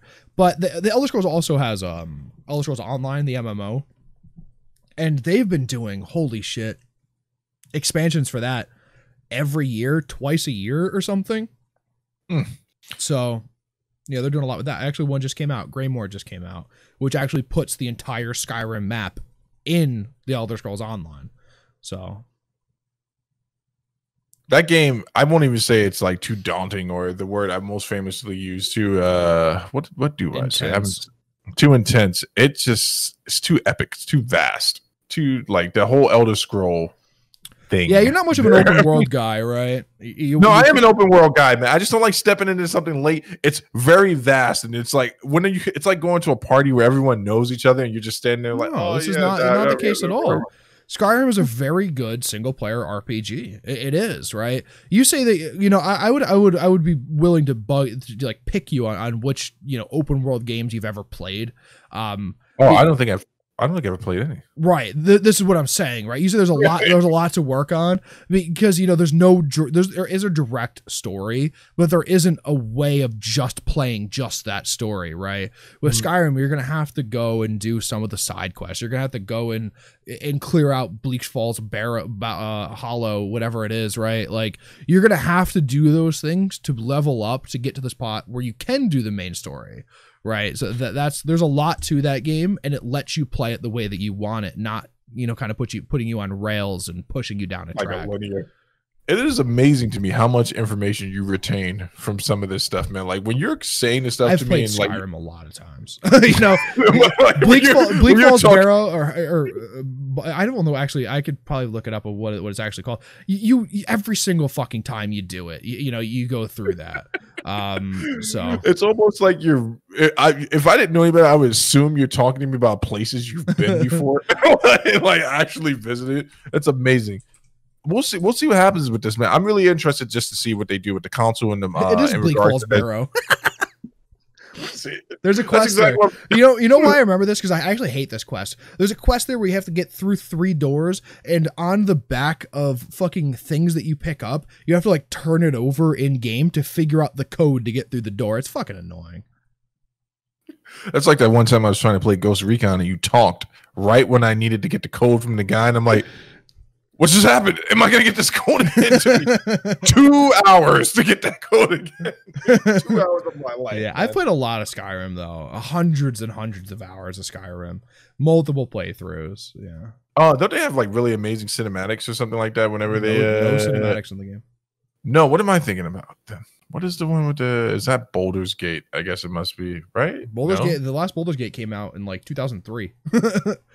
What the hell was I watching that? It's like always has amazing visuals on it. I'll look it up and I'll tell you after the show. The game it's a very good looking game, especially for a game that came out 9 years ago. I'm not gonna get fucking anymore into Elder Scrolls, dude. I'm boring. Everyone is asleep now, listening to me talk about fucking Elder Scrolls, dude. I always try to imagine what it would be like if we went on Rogan and like the look he'd be giving us as he got higher and higher, and, and maybe we switch back to MMA for a second. He's like, I know about that. Like, wait a second. Down, are there aliens in this Skyrim game? Yes, Joe. There are always aliens in the Skyrim game. There's something on here. I'm really, really amazed to see make it on this topic list. I don't even want to talk about it because I'm not sure if it's actually going to stay on here. But go ahead. Let's talk about number 2, VA voter intimidation. What's going on there? Because this wasn't even on my radar. So you didn't? Yeah. Do you know about what's going on in Virginia with the polls? No. What's going on? So you're getting swaths of Trump supporters standing out in front of polling locations with firearms, yelling and screaming and threatening people who are trying to go vote. That is what's happening. It is cut and dry felony voter intimidation. And no one is saying anything about it. No one is getting fucking arrested. And no one is even like the Virginia Republican Society or whatever is advocating it. It is absurd. And this shows this just goes to show you that how bad the Republicans think that this election is going to go, that they're willing to let this go. See, this is why this stuff is so dangerous, right? Because I just found it first thing that came up, Business Insider of all places, the only place besides a local media source reporting on this. I'm surprised the Hill isn't reporting on it. But this is the problem with this type of vitriol in an election season, man. Even if the Republicans, even if your mainstay Republicans are saying like your Mitch McConnells and stuff like, no, we don't endorse this type of stuff. It's too late. It's too late. It's already happening. Yeah, it's got legs of its own. Yeah. You didn't stop the narrative. And listen, I'll hold the left to the same. I'll hold them to the same thing. If someone doesn't get out there and say, hey, I did see a funny meme about Antifa. I have to send you. It's hilarious. But if someone doesn't get out there in regards to the left and really start addressing some of the stuff going over there, it's going to continue to grow. This is absolutely my greatest fear. It's like, this is the type of stuff before democracy falls. Yeah. When people literally can physically intimidate and impose. Well, you can even see it in the pure division in the US, right? And I don't know if the democracy will fall, right? There's something will happen, I think, before then. Right. But you're walking down that path, right? And not like, well, okay, we're making it right. No, it's like, holy shit, we've been walking for 4.5 hours, and if we turn back now, we'll even get out of here, right? Yeah. That's the issue that we're walking down right now. When you have a president in office who advocates people committing felony acts on the daily, how serious can you actually take any of it, right? No, it's interesting, because when you look at like say a guy like your dad, obviously I've never met him. I don't know his political views or anything like that. But let's look at someone from his era that's able to examine these things with a level of calm and just centeredness that I think is starting to leave. My generation definitely abandoned the ability to look at things without being emotive, and then newer generations are just extremely emotive in this regards. But when we're looking at these type of situations, you're not seeing on the right a bunch of young people doing this. You might see younger people, but we're talking about middle age and up. Yeah, up, armed to the teeth. And what's motivated these people to do this? I do believe that a good majority of it is what you said. How fearful are they of losing the presidency? And what is your understanding of what happens when if Trump gets, if he doesn't win a second term? Mitch and these guys are still going to do the things that they want to do. Actually, I think we're going to see a lot of stuff come out if Trump gets voted out, where people realize that maybe he wasn't the villain they thought he was. He's horrible. But it's actually the people who've been propping him up that have been benefiting from the Trump administration. I would be willing to say that Mitch McConnell might be the most evil person on the planet at the moment. Listen, here's my thing, right? And I can't go too deep into this because there's actually stuff we can't say, or we'll get buried deeper in the algorithm on YouTube. Well, it's not like we're not there already. How can we put us under the barrel? I don't know. Remember to like and subscribe and leave some comments down below. Voter interactions is good. But here's the crazy thing about it, right? So, obviously we had the, RGB just pass away. Yeah. And Mitch McConnell famously, when Obama's last year in his term, I know exactly didn't want him to vote in a new new Supreme Court member. Vowed to the teeth that he would never allow that to pass through the Senate, by the way. Yes, exactly. End quote. Yeah. And then and now we're in the situation where he's trying to push Trump's guy through, or lady through. This is inconsistency at its finest, people. I would be fine if they hadn't set the precedent in the Obama administration, but now you're doing exactly what you're going back on your word before, and it's absolutely nuts. But it's not just Trump, and that's what I try to educate people on. I'm like, if you really have a problem with the establishment, you need to be looking at both sides and trying to ask yourself, what's our third party option right now? Like, there isn't one. This is the first year that I can remember. Obviously, I can only remember a very, very few elections for how young I am. There is no predominant third party running, right? Usually there is, like a Rand Paul or something that at least the name of the third candidate on the card, right? Who is running? No, and it's funny because usually that third party is the person like, oh, that's the guy that wants to legalize weed, but now that message has obviously been democratic. Has been hijacked. But back to the subject at hand. They don't have a platform to run on anymore. You know what? If they run on the municipality run gigabit internet across the U.S., you have me. If they say the infrastructure is free from this point forward, we're privatizing internet through the government. I'm like, well, if that's some communism, I can get behind. I don't even want to privatize. I just want it to be, government centric, right? I want them to fucking get rid of ISPs. ISPs fucking suck, right? Yeah. Let them sell cable or whatever. No one uses cable anyway. And give me some gigabit. That's all I want. Yeah. Lay the groundwork, man. See, the only thing about up here, man, is like they'd have to destroy a lot of good land to lay down the fiber. You put it on the fucking telephone poles. Hold on, I thought about this today, and I seriously, I had this. Hold on for a second. Okay, I'm sorry. Go ahead. Hold on for a second. You know as well as I do, like this last storm we had, that shit's going out. First time a bird lands on it wrong, a squirrel gets dead. What were we gonna say? I'm sorry. Who the fuck came up with telephone poles? Who came up with telephone poles, dude? Like, you think about it, right? There's like, hey, we're going to take a tree, we're going to trim it down thinner, put it back in the ground, and hang shit off of it. Not just any type of shit. Thousands of watts of electricity. Kilowatts. Someone touches that, they die. And we're going to put it on wood connected by metal.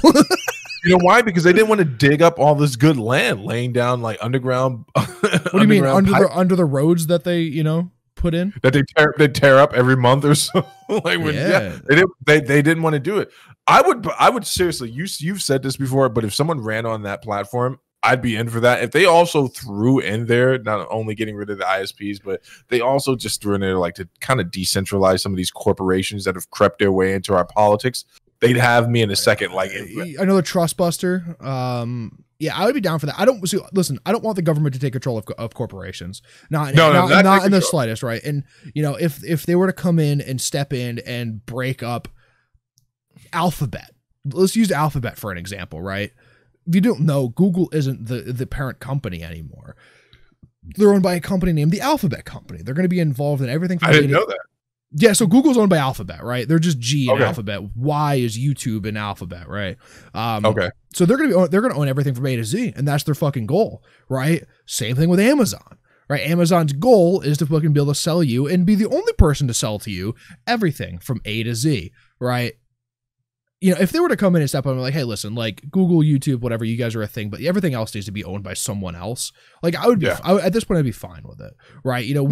We've been down this path already, and Teddy Roosevelt came in and broke up a bunch of the major trusts at the times, or the monopolies, right? That at some point in the near future will have to happen again.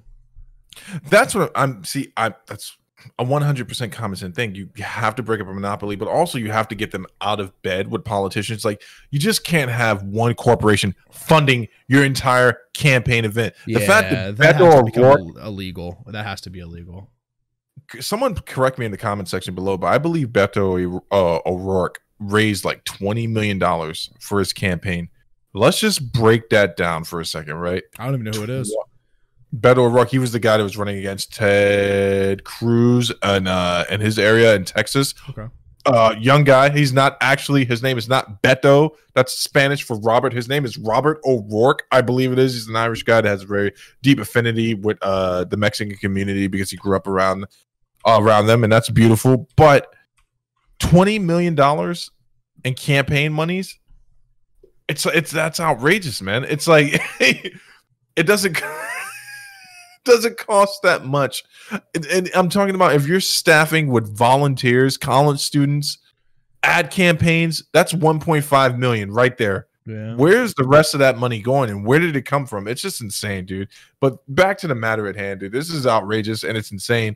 And I would like to see some of the diehard classical conservatives who would speak out against voter suppression and say it's not a real thing. Look at this and explain to me, how do you explain this away? Yeah, I mean, you have your president advocating for you to vote twice, right? Did you hear about that? Where you're like, hey, do your mail-in ballots, which, the Democrats are doing it, we hate it, but if we're doing it, mail-in ballots are okay. And then also go to your polling place and, just make sure that they check you down, right? Yeah. And then if they do, vote a second time. His approach to politics can only be summed up in one word. It reminds me of someone having a seizure or possibly swallowing their tongue or close on their deathbed when they start regurgitating every word that they've ever heard in that last moment of life. It's just a stream of consciousness, right? But his is like stream of consciousness is very good. It's very controlled, and it's a good way to incite people, but I just don't understand why people don't see that it's happening, and I don't understand why the left falls for it all the time. Chris Cuomo played a clip of Trump talking about the Obama and Mitch McConnell thing in 2016. He was like, no, I absolutely think the president should wait until the next president comes in. He shouldn't be allowed to vote in a new justice. And now, of course, obviously, he's announcing his on Saturday. And I already know what the spin is going to be. He's like, well, no, I was talking about an exiting president after 2 terms. I'm a first-term president. I should be allowed to push this in. And it's like, well, why do we have these procedures? And just to hear Mitch McConnell say at that time, I'll do anything to block it, and now to hear him say, I'll do anything to push it through, it gives me no faith in this group, in either one of these groups anymore. And actually, a shame on the mainstream media for not reporting on this, because the fact of the matter is I had to scroll down a little bit to find this article. Intimidation from the Independent. Yeah, and CBS. It's not going to be covered, right? There's a lot of things in Virginia that aren't going to be covered, right? We're not going to get into all those things, but The voter suppression and voter intimidation right now is very prevalent, very severe, and it's in fact scary for a lot of people.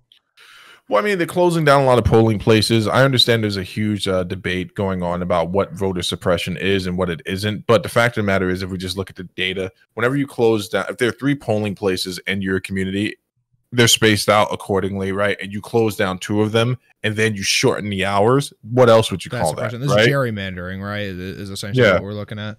The way that districts are set up and stuff, right? And very particularly set and placed, and it's silly, dude. It's bad. I have no idea what the fucking U.S. political system is anymore at this point. I'm thinking, why can't your generation? You guys should take this over, right? There's got to be a way to. Oh, sorry. There's got to be a way to introduce technology to this. Like Santana was asking me. I know it's secure. The security breaches, I know, but we got to get some of our best minds. Like, for God's sake, Microsoft just bought Bethesda. There's got to be someone that works at Microsoft that can figure this out and say we can vote a better way. Yeah, there is. But that's the guy who also wants to sell your information to the lowest bidder, right? Unfortunately, they're doing. Did you say the lowest bidder? Yeah, I've been saying that the entire time. Because it's not even. Listen, they're not bidding for it. Right. Whoever wants it can have it. So it doesn't matter. I could go buy data from one of these companies. It's not that hard. That's amazing. Yeah, man. The issue with technology and obviously voter fraud, whatever, everywhere, anytime, anyway, is if it goes live on the internet, it's going to be spoofed. It is 100%. There's no way to encrypt it hard enough for someone to not get into it. The only way I would really trust like something secure, I mean, we stick with the hand-to-hand, but I was explaining it to Santana, like there is an easy way to do it if you're going to do it through the postal service. You have to have someone, we're talking about background checks and everything too, but you have to have one dedicated shift going around making sure, just like in the census, that there is this many people who are legally able to vote in this household. Sure. Put that in a closed certificate, seal it, federal crime if anyone opens it. You have to have a independent agency with good standing within the community, being willing to count these things. But that's not what's going to happen. Zach, actually, moving away from the psychopaths in Virginia, holding guns and stopping people from voting, you know what's going to be really funny?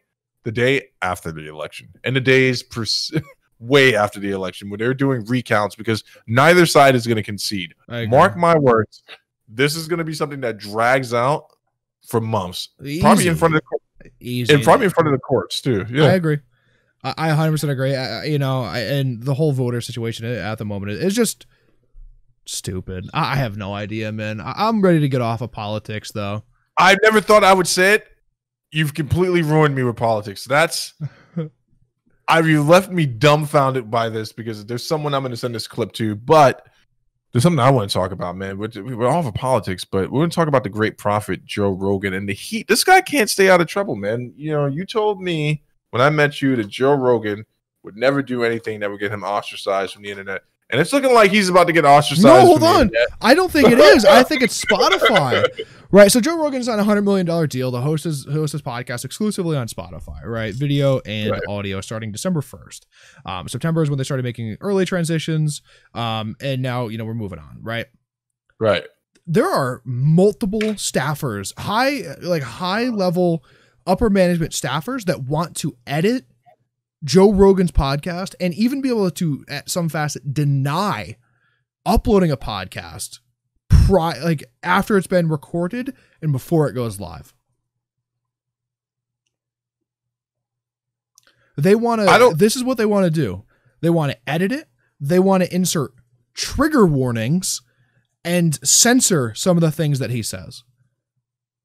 I would challenge anyone right now, and hey, if you don't like it, go ahead and unsubscribe from our channel. You find me the transphobic thing that he said, and I think you're going to be surprised by what he actually said versus what you heard that he said. So that's amazing to me that they want to edit him. Like, they knew what the package was when they were offering for the show. This is idiocy at its best. This is like an emotive reaction to a situation without any research. Have these people who've been complaining, because this all centers around the comments he made about transgender athletes, right? I know. This all starts from there. Go look up the clip. It's on YouTube. The man never said anything that was derogatory or defaming to that community. He simply said he doesn't believe that they should be allowed to compete with biological women. They should have to disclose that information. It's not fair to biological women. Yep. Yeah. When do we go ahead? Go ahead. No. I don't have anything to say. Yeah, it's absurd. His comment is just factual. Let's be fair, right? You shouldn't.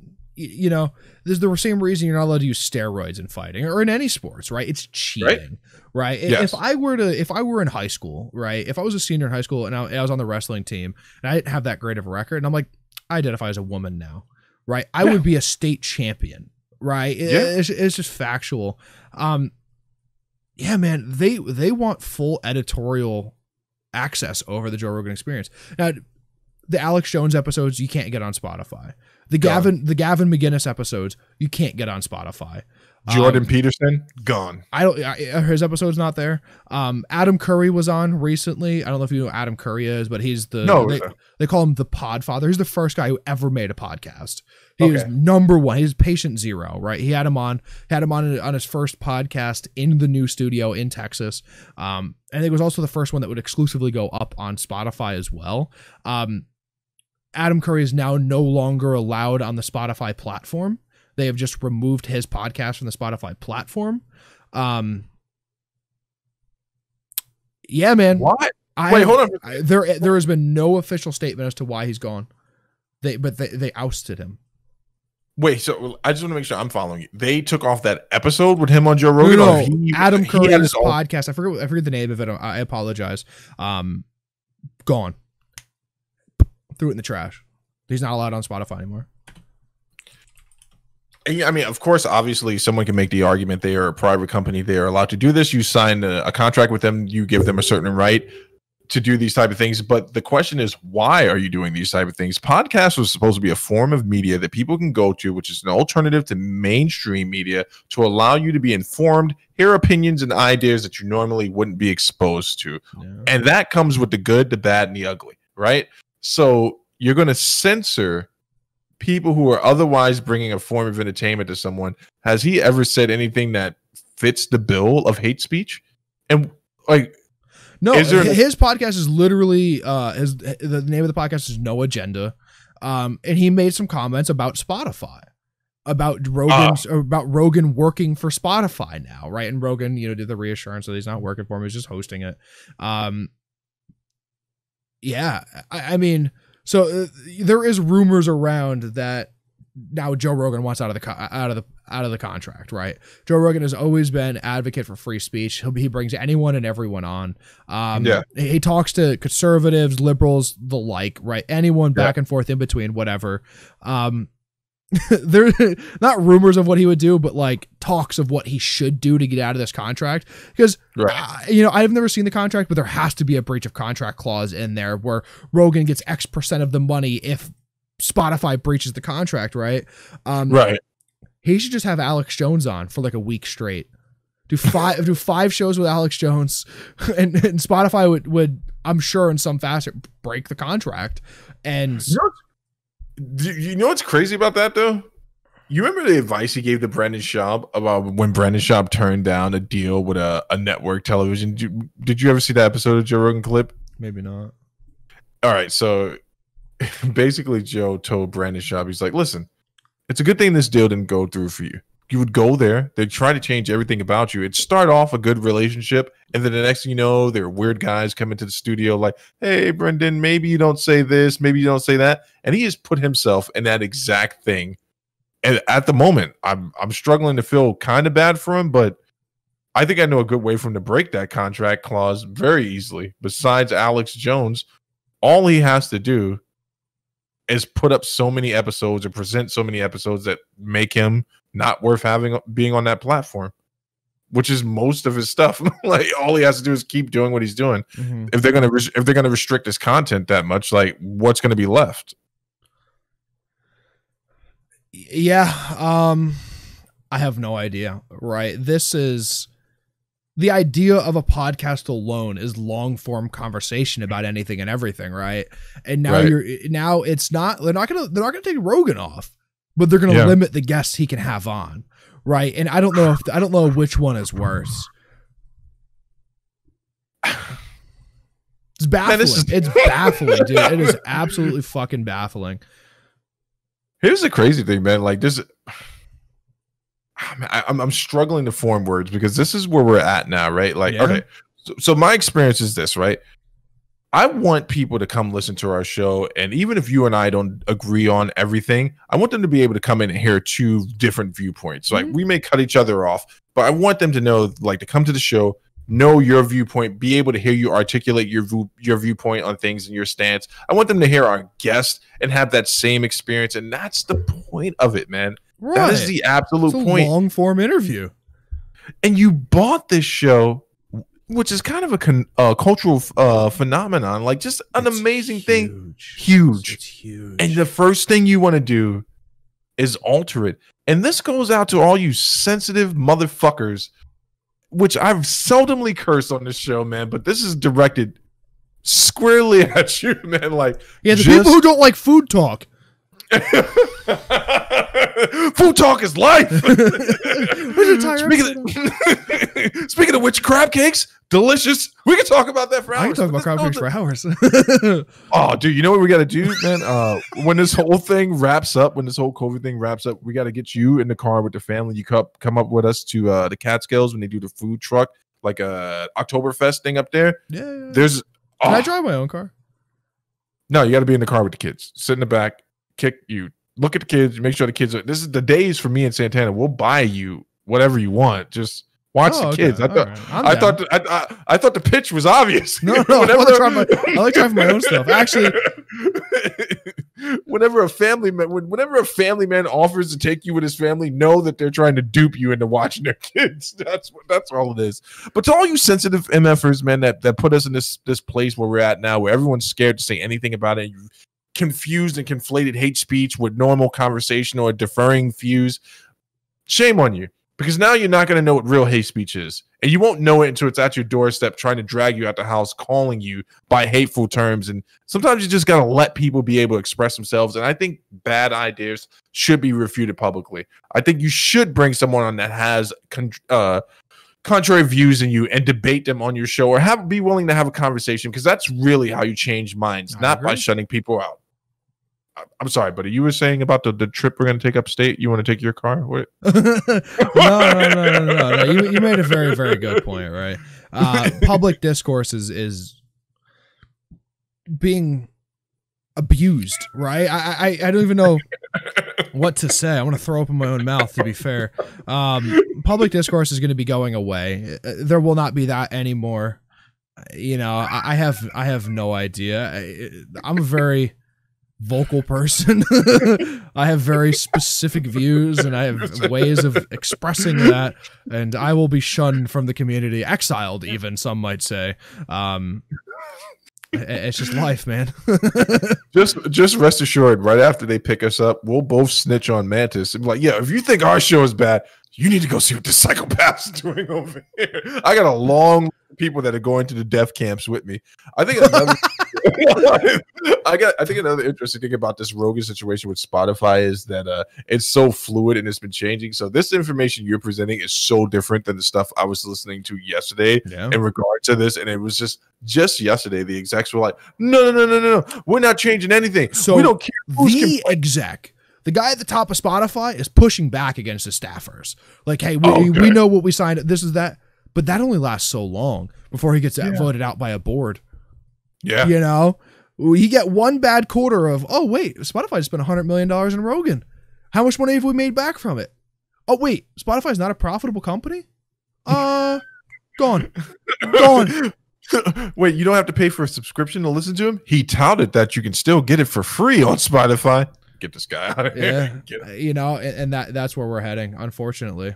But that's why I think YouTube is still the move. I know that we're on Anchor, and obviously our stuff's on Spotify, but we're diversified. We're on many different platforms. About as many as you could be on.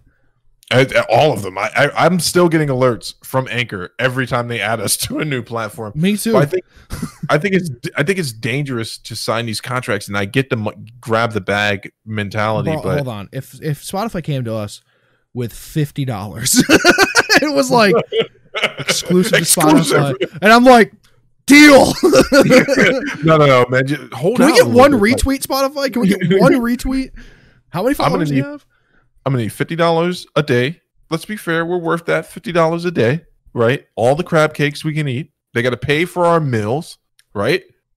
I could eat a lot of food. I want a studio where we can go eat the food and work. I agree. And yeah. I'm all $50 each a day. Yeah, that's our stipend. Yeah. And I need enough on the contract in the back end where we're gonna be able to support ourselves and Steve's family. Yeah, exactly. Also, we can't be canceled for any reason, no matter what, until we decide to walk away. So I can say whatever I want.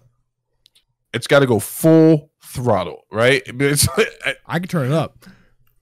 You know what the crazy thing is? So here's where they're hypocrites, right? You know they play a lot of hip hop on Spotify, which is notoriously misogynistic against women. Said I don't know if you ever listened to a lot of mainstream rap, but a lot of stuff about a lot of Patron and stuff being poured, and do this, do that.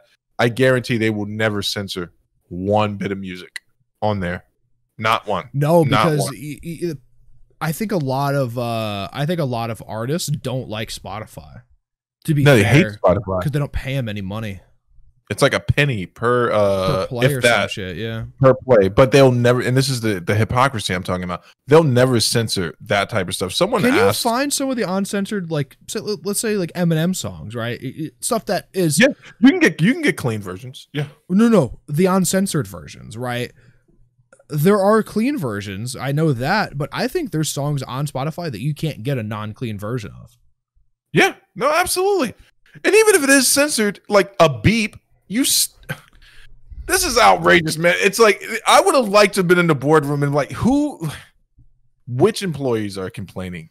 And someone's actually said they wouldn't feel safe with Joe Rogan on the property if he was there, as if these had a history, as if he's had a history of attacking people in the streets. Like, we're not talking about. There's a list of people who I would feel very safe with, and Rogan might be at the top of that list. I'm like, he can fight. Andy seems like a super nice guy. I'm like, I'm down. Bring him here. I'd feel safer. We're not talking about David Duke's son here. You know what I'm saying? Like, right? Yeah.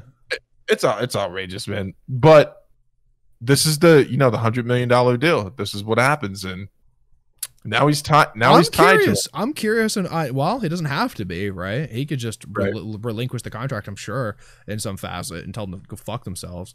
I don't know, man. I don't know. I'm curious to see where it goes, though. For sure, I'm super curious to see where it goes. Last thought on the subject. I would like to hear your last thought. What would you do if you're Rogan to get out the contract? What would you do? Alex Jones on every day. I'd rotate in Alex Jones, Gavin McGinnis for as many weeks as they wanted to play that game until Spotify was like, fuck it, you're on or we're out of the contract. Yeah, I would find some way to force Spotify to breach their contract. Right. I would do what you're doing, but then I would go nuclear if that didn't work. You invite Donald J. Trump on one episode. I guarantee they let him out the contract. Yeah, that's a good point. Or some like super, super radicalized person, head of the KKK, head of the Westboro Baptist Church, something similar to that. Some super, super radicalized people. Yeah, invite them on. Get fucking man, who's the Saudi prince who ordered the hit on that journalist? Get that guy on. Get that guy on. Whoa. Is that too far? Don't say their names on this channel. Well, I'm giving him a platform, dog. I'm giving him a platform. They don't need our platform. I don't even know his name. Give him a platform. You know what's crazy is they executed now this is in Iran, but they executed that one wrestler and it's amazing. It's not amazing. It's horrible to hear that they forced confessions out of him. I didn't know the whole story, but apparently him and his brothers had been arrested, and they got false confessions out of all of them. And they were arrested for murder allegedly, and killed that guy. They were arrested for protesting. Yeah, the original charge was protesting, and then they got him on drummed up murder charges. That's how they got him. Okay. They're like, oh yeah, they were protesting, but they killed a guy. What guy? Yeah, they're like, nah, just a guy. Hey, fucking killed little Jimmy out back. Like, Jimmy? Who? He's a back little guy. Yeah, I'm gonna get out. I'm gonna get out of here now. Yeah. He killed him. But hey, Spotify, listen. This is me and Zach talking to you for real. You guys ever want to? You can censor the hell out. We would sell out in a hot second. Listen, if you could provide me enough money to afford it to like live, we're good, bro. We're good. I'll push any agenda you want to. Dude, that would be that sounds like my hell, to be fair. That sounds like my fucking absolute hell. Yours too, and I know it does. It would be great if I sold out and I didn't tell you, and I just started doing weird stuff during the show. I'm like, and now for the sponsor hour, where we speak calmly about all the things that make us feel safe. And you're like, the fuck is happening, right? What is that? Listen, we're going into the sponsor hour of the episode here, and NPR is our first episode. They're going to be on for 1 hour. And I'm like, what do you mean they're going to be on for an hour? It's an hour and a half long show. They're not even a person. It's a whole group of people. Yeah, they're going to have all of them on, and it's going to be great. You know what? NPR started off as a radio station that played really cool music once upon a time in California. The next thing I know, like, no, that station, like, how many years ago? No, they still play cool music, but that's how I knew it. Like on that very station, whatever that number on the station is for that NPR in California, like late night, they would play great house music. And then one day I noticed they were reading books aloud, and I was like, oh, that's strange. And then it just kept getting stranger and stranger, but I won't disparage NPR. I know a lot of people love it. A lot of people who enjoy vegan-based drinks and meatless burgers and alcohol. If you take meat away from my burgers, that we're fucking fighting. The first person who tries it, like, actually, I provided you a fake burger. And I'm like, well, I hope you've been training for the last 3 weeks because I'm fucking coming at you. They're like, excuse me, sir? That would be great to see you in one of those skits. Like, guess what? That's a veggie burger, and you attack the guy. Just like you just cut to like me pasted over Yoel Romero, just beating the shit out of somebody. Like I'm being attacked by a brown cookie monster. And on that note, all right, bring the show out, my friend. Bring the show out. Folks, it's been another fun episode. You know where to find us on all of our different social media platforms. Talking with a Dad, Facebook, IG, and Twitter. Also, I put a link up on the Facebook, the Facebook channel on the Facebook Facebook page, YouTube channel, not yet, but Facebook. I did put up a link for the Discord that's open. So if you're ever traveling there, you want to join the Discord, click that. Make sure to show the channel some love, like, share, subscribe, and comment. It helps us move up in the algorithm, and we can use all that support. And check us out at the website. And anything else, Zach? That's it. Goodbye.